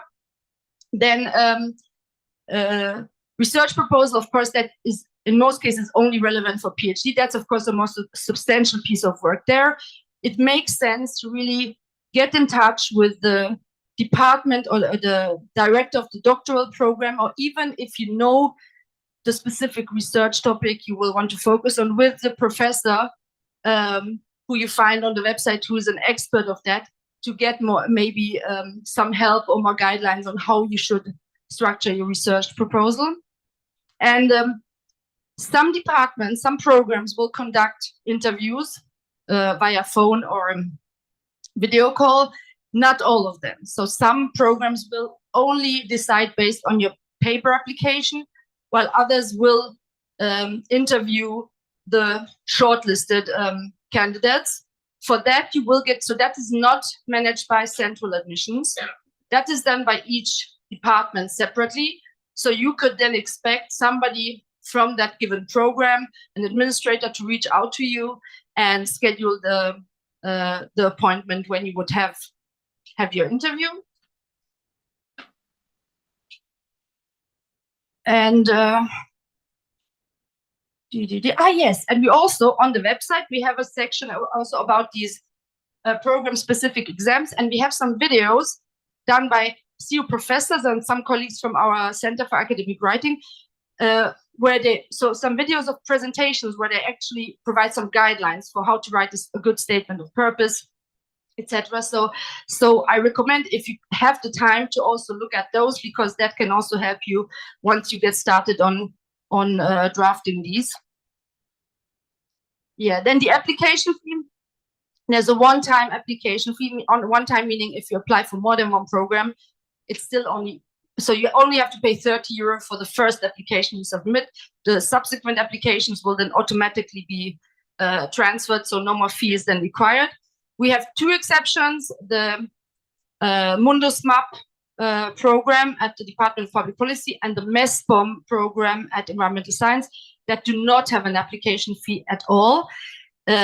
However, if you apply to one of those plus another program, then of course you still have to pay the application fee for the other program. Also, 30 euros per cycle. Sometimes the question like, oh, I applied last year and paid the application fee last year. Like, yes, but for every new cycle, there's, we do get the question. So that's why I just thought I'd mention it. And so, yes, we have a payment provider that makes it possible for you to pay either by bank card, so the easiest, you can do wire transfer. And in those cases, and we do have candidates where for various reasons they need to make use of that, you have a third-party payment option. So basically there, you then can register whoever the person is that will pay, and they will get whatever link there is. I don't know technically what it looks like, but they can then make the payment on your behalf. So especially if you use wire transfer or this third-party payment option, then you are really advised not to wait till the last second. So I'm very conservative in that sense. I would then at least submit like at least 10 days or 2 weeks before the actual deadline, just to be on the safe side so that everything goes well. For the whole payment process, there is also a technical support. Flywire has a technical support team if you have any issues there, so you can contact them. And also, if you encounter technical issues with the online application form, our own IT team can assist. Otherwise, for all the general questions about the application, that would be admissions office. And then for the particular questions to departments, so if you're like, oh, should the statement be more about my research or more about the things I studied before, etc., it's best if you direct that directly to the department, because what admissions can do is then forward your email to those people and kindly ask them to respond. So if it's really specifically about what one or the other program may require, or if it's like a PhD candidate, somebody who would like to be a PhD candidate asking, okay, can I come with this or that research subject? Ask directly with the program. That's the safest bet. And I think we are slowly but surely getting towards the end. Yes, so then the deadlines, we also have them up on the website. Erasmus Mundus programs at times have a different schedule, so be mindful of that. So we have what we call our main deadline, February 1st, so for PhD applicants and for applicants who want to be considered for CEU financial aid. And then we have another deadline mid-March for students who do not request financial aid and want to apply for master's programs, but come from outside the EU or EEA area. That's again because of, as we already heard, visa issues and the length that the visa processing time might take. And then we have a very, very final deadline mid-August for latecomers who just then realize that they want to come from within the EU or EEA area, who can then still apply by mid-August as well. And I think I have one more page with some important dates. Oh, well, yes. So notifications about acceptance are sent out starting April 1st. So don't all write to admissions on April 1st, like where is the decision? So not every department decides at the same time. They have different calendars. It's also time consuming. So there's a huge volume of applications. They do several rounds of reviews. They do interviews as well. So that's why between February 1st and April 1st, it's a very intense time. Lots of things are happening, which for you, of course, that you're not helped by that because you're just worried. But starting April 1st, we will really try to make sure to have results out as quickly as possible. And then, so for those very few programs that I had mentioned that do have these math exams that can be taken in lieu of GRE or GMAT, these would be the two dates. But again, the colleagues at the department would contact candidates who should take this type of exam, would contact them individually anyway. So, but if you intend to apply for any of these programs, it's already good to mark your calendar to reserve some time on that day to be able to do that exam. And I think that is it. Okay, yes, so website, email, and most importantly, colleagues in the cafeteria now, 2 minutes from now, who can answer your questions. Thanks for your attention, and see you around, and hope to see you in September, next September, right? Okay, bye.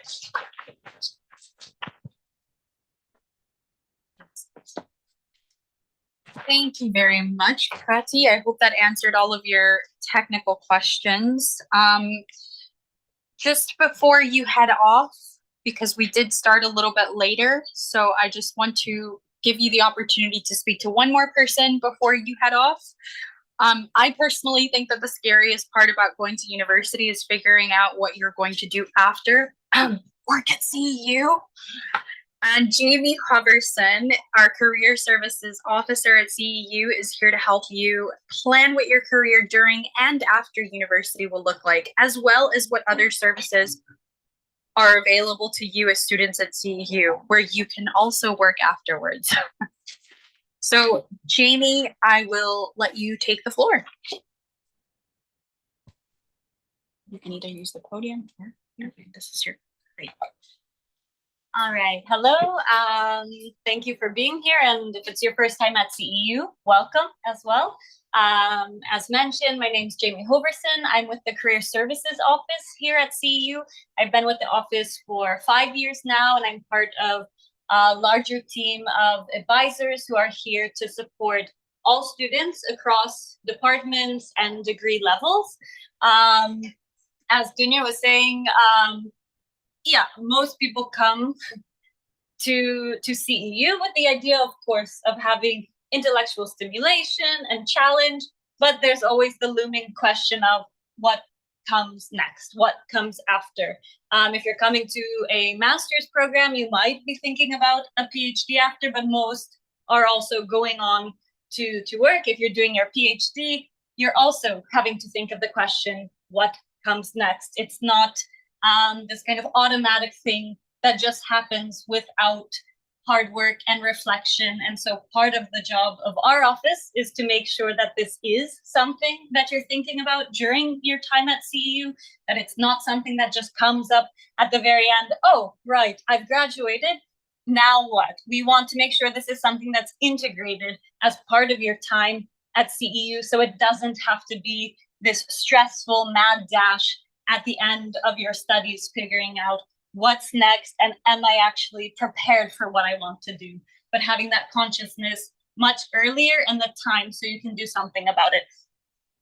I'll be fairly brief today. The hope is that if you join us here at CEU, you'll see a lot of myself in my office, as we like to engage really early with students and continue to work with you during your time here.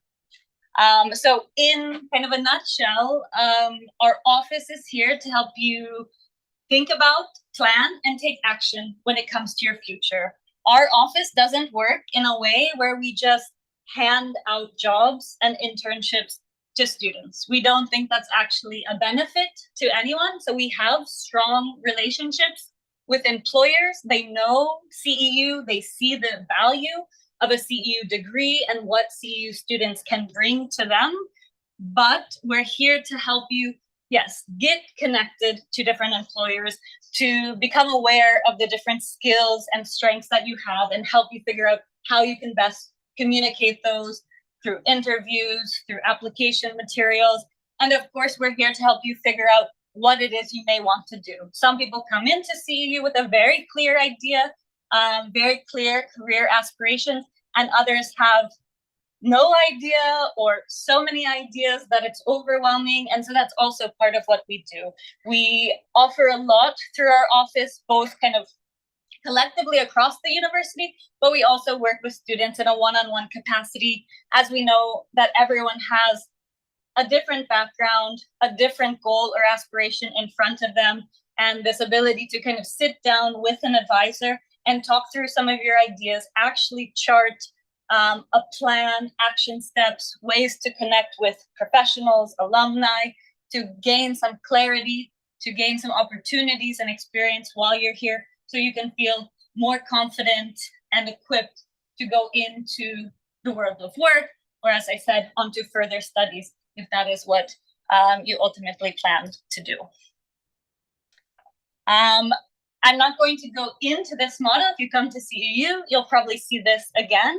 I like to show this though, to illustrate how we think about career development at CEU. So we see this to be a very in-depth and iterative process that really takes place across your life. So we don't see our job or mission to just help you get your first job or internship after graduation. We want to help equip you to be thinking critically about the different steps you can be taking in your career and looking at career progression in many different ways. So it's not just about progressing, let's say, going up or going in a straight line, but part of career progression is sometimes taking steps backwards to then pivot in a different direction and tuning into your own interests and how those change and how different experiences and impulses might reframe what you want to do. And I think we're living in an exciting age that there isn't an expectation that someone chooses a profession and sticks with that for the rest of their life.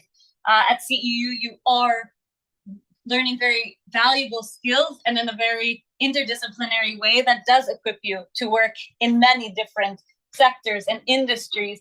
And we often see our graduates have very dynamic careers that see them going in one direction, shifting, using the skills they've gained, and then taking those in different areas. So we're here to also help you kind of channel your different inspirations and figure out how you can combine those together.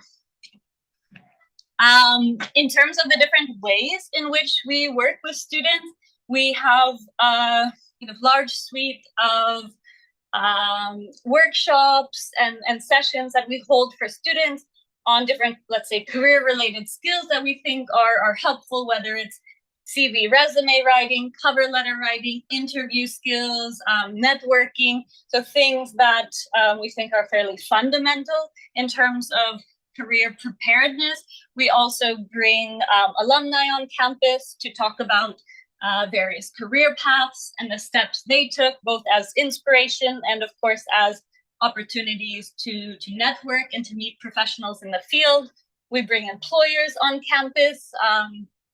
Just some examples, we've had a lot of international organizations who have joined us on campus, World Food Program, UN Development Program, OSCE, also various companies in private sector, McKinsey & Company, BCG, Raiffeisen. So we have a range, and we do try to keep in mind the way in which we do our, let's say, outreach to employers. We think across the departments that we have here at CEU. We think about the students who come here, and we know everyone's interests are diverse.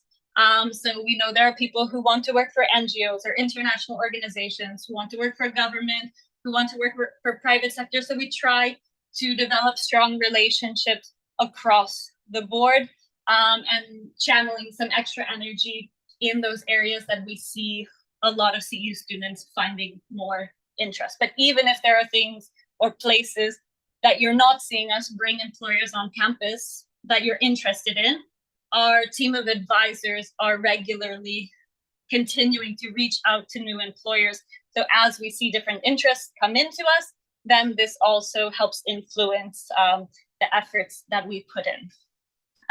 We also have an exclusive online jobs and internship platform, which both the advisors in our office and employers will post jobs and internships to. It's a great way, one, to find opportunities, but also as a research tool to just discover what else is out there, and to better understand what are the kind of skills, knowledge, and competencies that you may need for various jobs. We also do individual consultations, as I said, which is a great way to really personalize your career development and to get very particular, specific feedback. And yeah, we really encourage students to engage with us early. So if you're not meeting with us, then it's hard for us to help you. So we always say no question is too small. You don't have to have everything figured out. That's part of what we're here for, is to help you when you don't know what you want to do, or when you know what you want to do, but you might just need a little extra motivation or guidance along the way. I think, oh, and the other thing I'd mention is our Career Knowledge Hub. So on our website, we have a lot of resources to kind of help support different areas of career development. And I'll even mention, since I know for your own applications to CEU, you have to include a CV as part of your application. So if you're struggling to think about what kind of format to use, we have a CV template that we have on our website and some guidelines with that. So you can feel free to already access our website for some help and support even before you're a CEU student. And then I'll also mention experiential learning support. So there are a lot of students who do take up, say, internships or meaningful volunteer activities during their time. And this is something we encourage, as we know it's very important for people to gain experience in addition to having the degree that comes with your education here. So employers nowadays are really expecting not just someone to come out with competitive grades, but to be able to show some of the knowledge and skills in action. So we do encourage people to find ways to do internships, say in the summer between a 2-year master's program, to take on a small internship or volunteering experience if you're, say, in a shorter program. If you're a PhD student, you have more time, and it's something to also consider or think about during your time. I'm just about done. I like to highlight some statistics from our graduate career outcomes. So every year when students graduate, we gather feedback about where they end up. One of the statistics that I'm quite proud of is that 82% of employed graduates state that they chose, like they accepted the position they're in based on their interest in the content of the work. So I think this really shows that students are actually going on to work in roles that they're interested in, that they're finding meaning in, rather than just finding a job for the sake of having a job. And a lot of students are also working in roles and jobs that actually relate to what it is that they studied. Of course, some people come, they study, they enjoy what they study, but they decide they want to do something completely different. And there's nothing wrong with that. But if this is something someone's desiring, we see students actually have a lot of success with this. I also like to show this just to kind of show the spread or range of where students are working. It's fairly even. Of course, it's not exactly even, but I think at a lot of other universities, you'll see things quite lopsided, with the majority of students going into, say, business and private sector. And here, while of course we have students who are going into this area, we also have quite a few who are going into government and activism and international affairs, education and research. So I think this is one of the things that is really encouraging. There are many opportunities that you can kind of take, or many different directions you can take your degree. And it also means we have alumni working in many different areas. So you don't have to kind of have this fear of, I want to break into this area, but I know really no CEU students have been doing this. So you can kind of rest assured that in most areas, we do have CEU alumni working there, and the CEU community is incredibly helpful. So since it's a small community, when a current student or alumni reaches out to an alumni to say, hey, I see you're working here, or, oh, I see you had an interesting career in sustainable development. Would you be open to having a conversation to share a bit more about your career path? The alumni are usually thrilled to hear from someone else who also attended CEU and is very happy and willing to kind of share some of their knowledge, advice, and insights. And then, yeah, this is just a bit of an overview or representation of various organizations that CEU alumni from the graduating class of 2022 have gone on to work. As you can see, kind of a range of organizations, from international organizations to large consulting firms to international NGOs, and kind of everything in between. So I hope that I see some of you next year on campus, and I wish those of you who do choose to apply to CEU good luck in your applications. And yes, I believe we'll be wrapping things up in here, but if you have further questions on the career front, I will be over in the fair, in the cafe. So if you have particular questions related to career services, you can come see me or my colleague, and we're happy to answer any questions. Thanks, Jamie.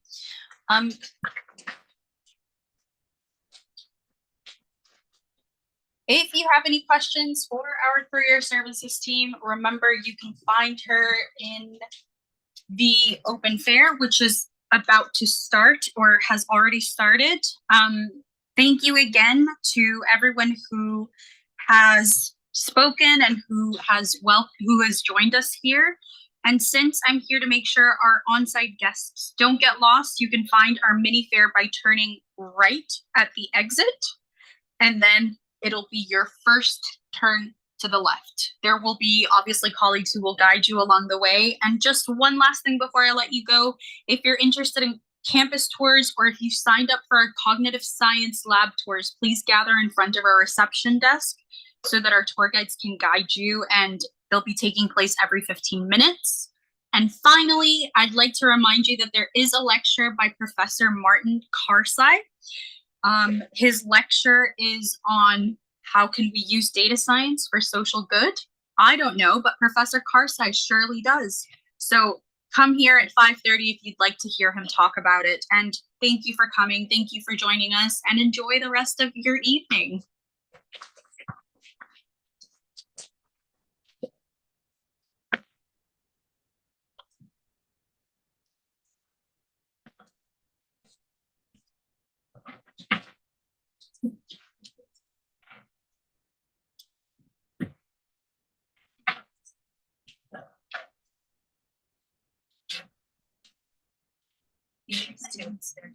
No, I'll put it back. Is it just like this? Yeah. Okay. Oh, what's that? You can use the computer as well. I'll ask him to, yeah, fix some things. Okay, I'll just put it like the new.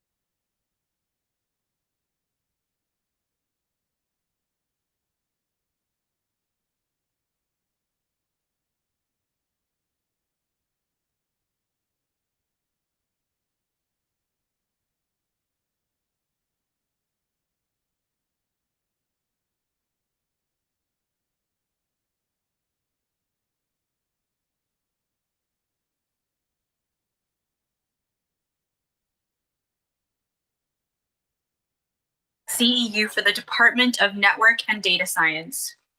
He is an advisor of the UNICEF Innovation Office, an editor-in-chief of Advances in Complex Systems, and if you end up joining us at CEU, you will certainly be seeing him around. So thank you for joining us today, and I hope you had a wonderful day getting to know CEU. Without further ado, Martin.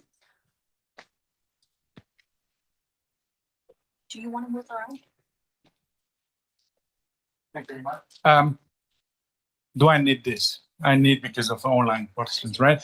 Guys, very welcome to CEU. I think because there is not an incredible crowd here, right? We can do this a little bit more interactive. So if you have any question, you can just ask, and I will ask you, ladies, if you could tell me if there's an online question, all right? So that I can start. All right, so thank you very much for the introduction. I'm working at the Network and Data Science Department, where we designed this brand new master program on social data science, and I will tell you a little bit more towards the end about this, that just you are not running away during the presentation, okay?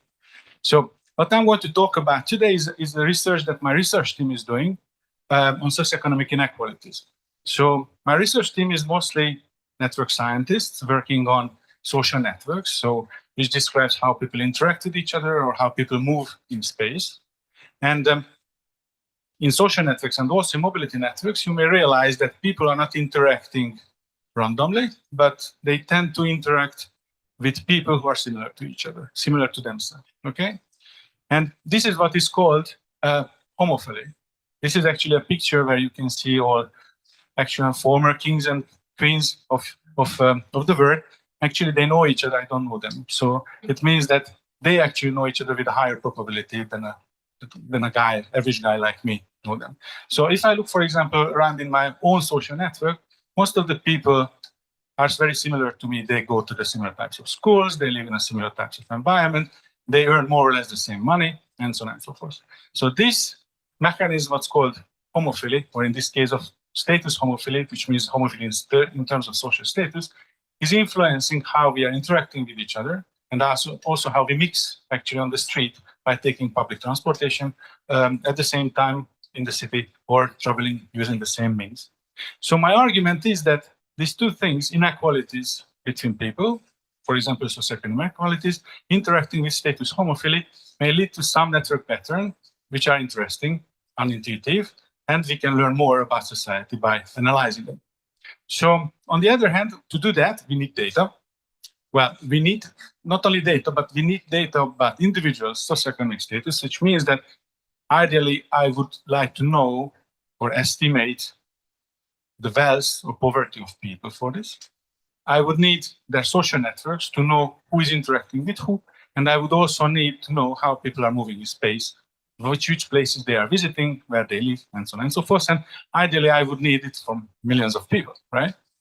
This sounds very frightening, but there is actually a way that, in a privacy protective way, we can carry out research like this. And I would like to walk you through a line of research, the different stages of the research that can study these kind of systems. So the first thing what you need to have, as I mentioned, the individual socioeconomic status. How do we do this? The easy way to do that, then you can use actual data which has been already shared about people's income living at a given location. And the question then, can you teach a machine learning model that is learning, for example, from satellite data, what is the income of people at a given location? So what this model is going to do, has a large satellite image data set. We actually have access, it's an open data set, satellite data set, which is 20 centimeter resolution pictures about whole Europe, okay? And then we have another data set, which is usually coming from the Statistical Institute. In this case, it's in France, which is giving us a map about the whole country, telling that people at a given location, how much they earn, or what is the population density and other information. So what we are trying to do is to have a machine learning model, which is learn this association between like urban patterns, what you can infer from satellite images, like, for example, what kind of tiling you have on the roof. Do you have a garden? Is there a pool? Or you live close to a highway? Or you are living in a blockhouse? And the income of people who are living at that location. So we could do this with a quite high accuracy. As you can see, probably you are, since you are, I assume you're not a data scientist yet, you don't really understand this, but maybe you understand this better. This is the original socioeconomic map of Paris, and this is what we could predict, okay? And they look very much alike. This is a 200-meter resolution income map of the given city, and here you have other cities also from France. So why this is the easy way? It's the easy way because we actually know what we would like to predict. This is just a proof of concept that machine learning models from satellite data can actually do very good predictions of income of people. So now the question is, what if you don't know what you would like to predict? And this is what I call the difficult way. Here, actually, in this second project, we were not only using daylight satellite images like in the previous one, but our idea was that if I know a location where people live, I can actually collect a bunch of data about this location. Not only the satellite image, but I can collect the night light intensity, so how much light is emitted during the night from this location, which is one of the strongest indicators of poverty, by the way. I can see what is the infrastructure in terms of mobile communication around, what is the closest road, for example, or what is the population density, how many people are moving in and out from a given location. And all this data can be collected openly. They are shared online. You can go, you can download, and you can combine these data sets. And in order to make a supervised prediction, we need still a ground truth, which is coming from a questionnaire data, which was run in every developing countries all around the world. What we are going to do now, we are going to focus on a single country. This is Sierra Leone, okay? And we have these questionnaires where people went to households and asked them, do you have a running water? Do you have electricity? What is the ground in your house? And so on and so forth. So we have an estimation, a number about their wealth. We have these questionnaires collected in a few locations in the country. But what we would like to do is to train a model on these locations and then predict the rest of the country. And well, we came up with a quite complicated infrastructure or data processing pipeline, which consists of 2 deep learning models and so on and so forth. But what is most important, that we succeeded to combine these visual images coming from satellite data with other types of data sets coming from, for example, population density, the infrastructure, and so on and so forth. And well, if you are interested in our result, you can go online. There is the web page. This is an interactive map. This is our prediction, where you can see, for example, the inequalities in the country. There is a free town. This is the capital town of the city, and these are other large settlements all around. And we could actually predict the wealth of people at all these locations, and not only their wealth, but also the standard deviation of wealth. So how varying, how heterogeneous people, in terms of their earning, are living at a given location. So first exercise solved. We can estimate the income of people living at a given location. Now, the second exercise is somehow we have to combine this information with behavioral data, how you are interacting in your social network, or how you are moving in space. And to do that, we still stick to the same country, Sierra Leone, and we are going to use a large mobile phone call dataset, which was shared with us by the government of Sierra Leone, actually. It contains the mobile phone calls and SMS records of about 1.3 million anonymized people. And here you understand these are not the text messages and the recorded calls. We only know that one person called another person at a given time, and we don't even know who the person is. We just know that a number, a hashed anonymized ID about these people. So it's a bunch of list of numbers which describes the mobile communication of people. At the same time, we also know that when they made a communication, in which mobile cell tower they were checked in. So we knew their approximate location. But as you can see, these mobile cell towers were distributed all around the country, sometimes hundreds of kilometers from each other. Only in larger settlements, in cities, they were dense enough that they could give a more precise location of people, but yet they are a couple of 100 meters from each other, so it's impossible to re-anonymize people or re-identify people from this dataset. But it gives us actually the opportunity that we could combine these 2 maps, the income map or wealth map, what we inferred in the previous study, and the tower locations. We can assign to each tower the average wealth that people had at that location. And once we are done that, we can use the behavioral aspect of the data and look for the social network, for example, where we say, I don't know how much you know what a network is, and that probably you are all on some online social platform, and you may have an idea what a network is, a social network is. In a social network, the nodes are people, and there are interactions between them, which are represented by links. Okay, so here is the same. Actually, we are identifying the home location of people on the cell tower level, so not really precisely. We cannot know where exactly they live. We know the neighborhood where they live, and then we observe the interactions between them, the mobile phone calls between them. So actually, we can draw a social network between locations, between their home locations. Okay, we can play the same game by knowing their home location and then see the places where they visit. So this is going to be their mobility network. It is going to tell us that the person living in Favoriten, for example, here in the 10th district, which other places visited in the city or in Austria, in this case in Sierra Leone. Okay? So taking these two networks in hand, we can simply count, since we know the associated income or wealth of the different locations, we can count how many times people living at a given socioeconomic status or district of a given socioeconomic status visited other districts with different socioeconomic status. And these two matrices for the mobility network and the social network shows exactly this. What you observe here is very, very interesting. Both of these matrices have this very strong diagonal component, this line which is going diagonally from the matrix. This represents that whatever socioeconomic status you have, if you are calling someone or you are visiting a place, most likely you are going to call or visit a place with a very similar socioeconomic status than your own. Okay? So people don't mix. If I'm rich, my friends are rich and I visit rich places. If I'm poor, it's the same. My friends are poor and I visit poor places. Okay? This is actually a clear sign of socioeconomic segregation because it is indicating the lack of mixing, social mixing, and mobility mixing of people. And this can be quantified by this number. It's not really interesting.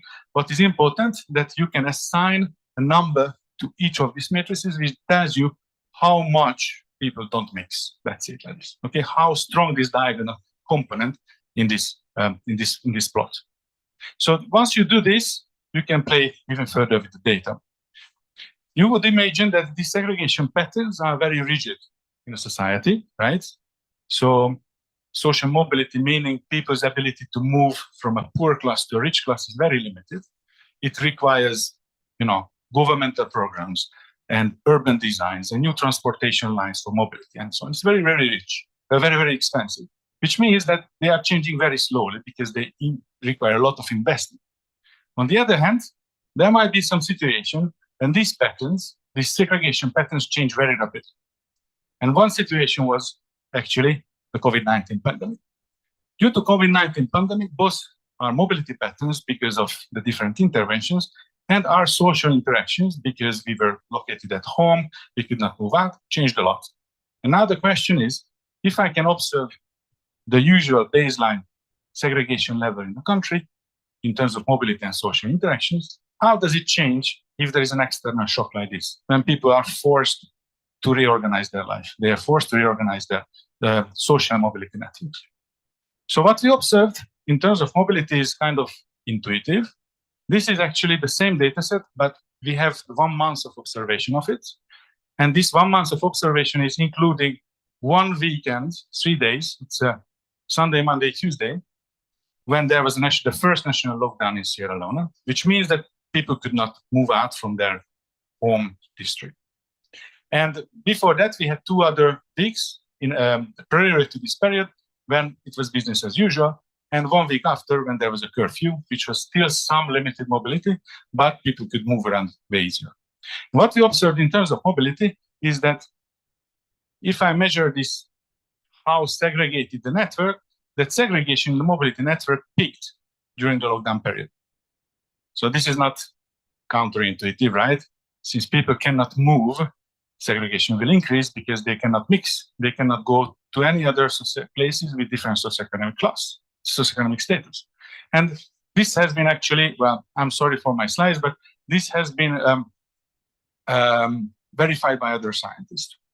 Our observation was actually more interesting when we turned to see how the social network reorganized in terms of segregation.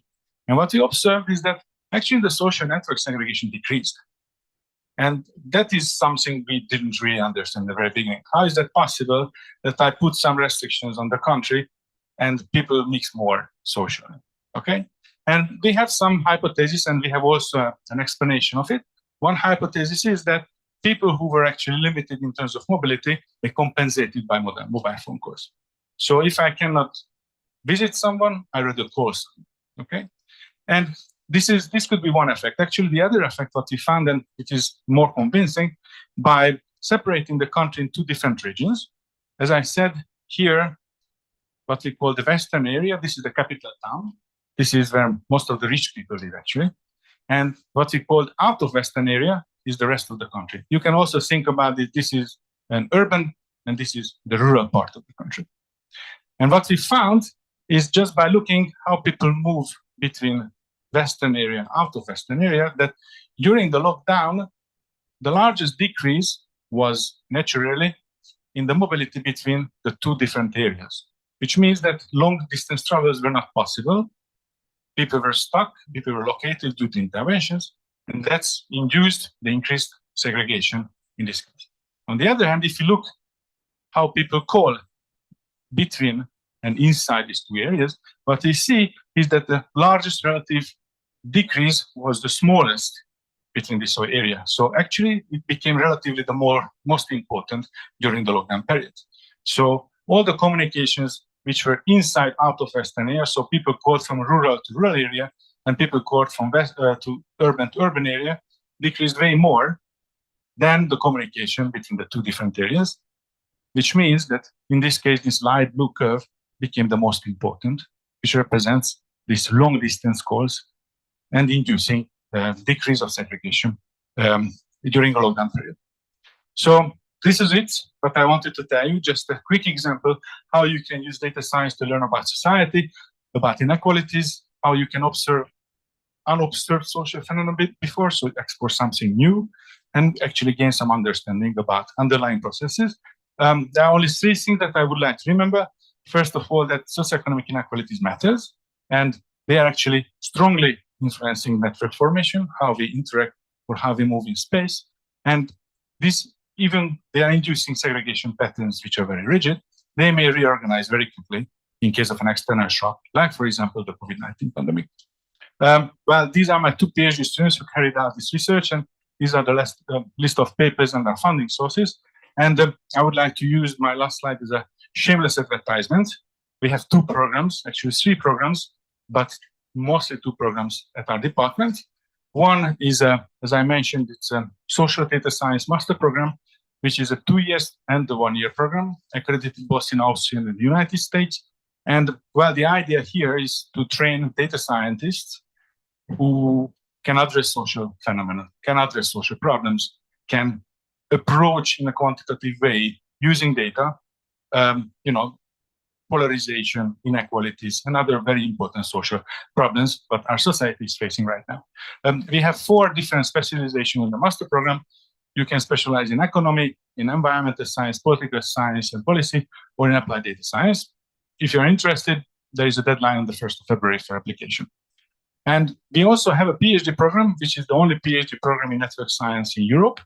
So if you are a master's student and you are interested in this type of research, you are very welcome to apply. We have 9 faculty members working on network science, which is very particular because we are one of the attractors in terms of our fields. There is one more in London who we are interacting with as well. And the application deadline for this program is the same, the 1st of February. So if you are interested, don't hesitate to apply. We are expecting students not only from quantitative, like physics or applied mathematics, but also from economy, political science, and other topics. Okay, so don't self-filter yourself. And I think this is it, what I wanted to say. Thank you very much. Do you have any questions? Yeah.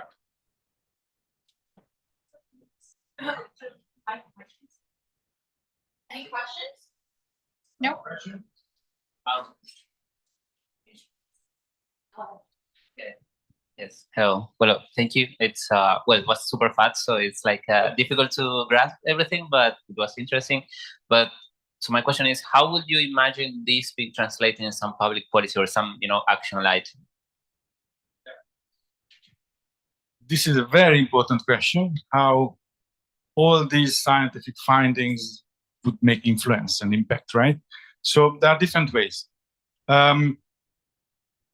Working with UNICEF and other global organizations, you may impact how they operate on the ground. This is a completely new field for them as well. They are building their capacity to integrate data science or at all scientific findings in their own operation protocols. The other way, what we are doing, is to interact directly with governments. And for example, in Sierra Leone, the benefit of the government was they were completely lack of data science capabilities. And we were doing the analysis and we were giving them first-hand advice during the COVID-19 pandemic about what is the impact of their interventions. And in that way, they could adjust how they are actually approaching this problem. This is another way that you can make impact on policy. Okay, I was just wondering what was the occasion in which the first photo was taken, because if you put the first picture, please. The very picture.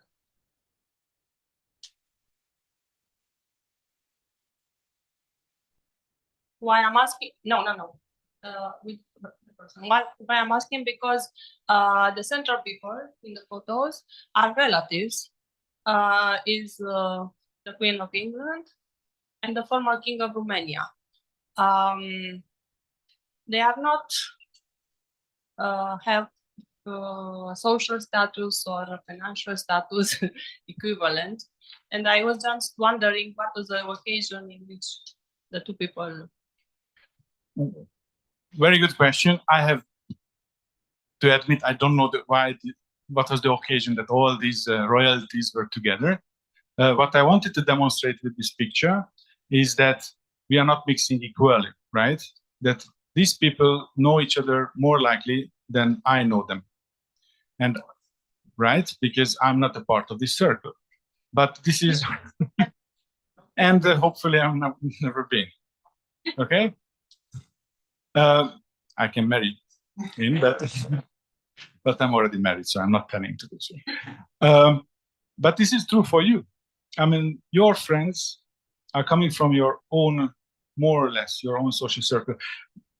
Let me give you an example. When I was at the university as a student in Hungary back then, I listened to the radio, and there was a program explaining that 90% of my generation is not at the university. And then I just saw that 90% of my friends are at the university. What's the consequence?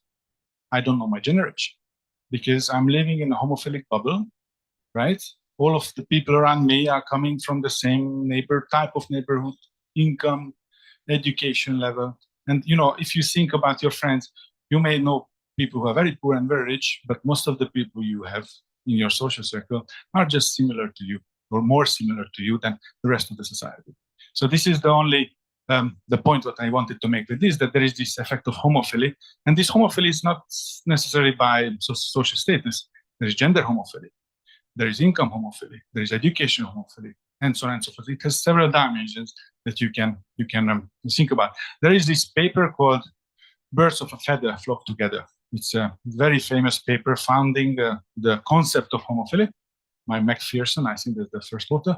So if you're interested in this, you can have a look at the paper as well. Yeah. Do we have any more questions? Okay. Well, thank you very much. Thank you very much. Really appreciate it. And thank you to everyone who attended the lecture, both online and here in person. There's still a little bit left of the fair in case you want to jump out and ask your final questions. And if not, thank you for coming and joining us, and we hope to see you next fall at CEU. Okay, bye-bye. Thank you. Okay. Okay, I was on time. So, Fine. You did well.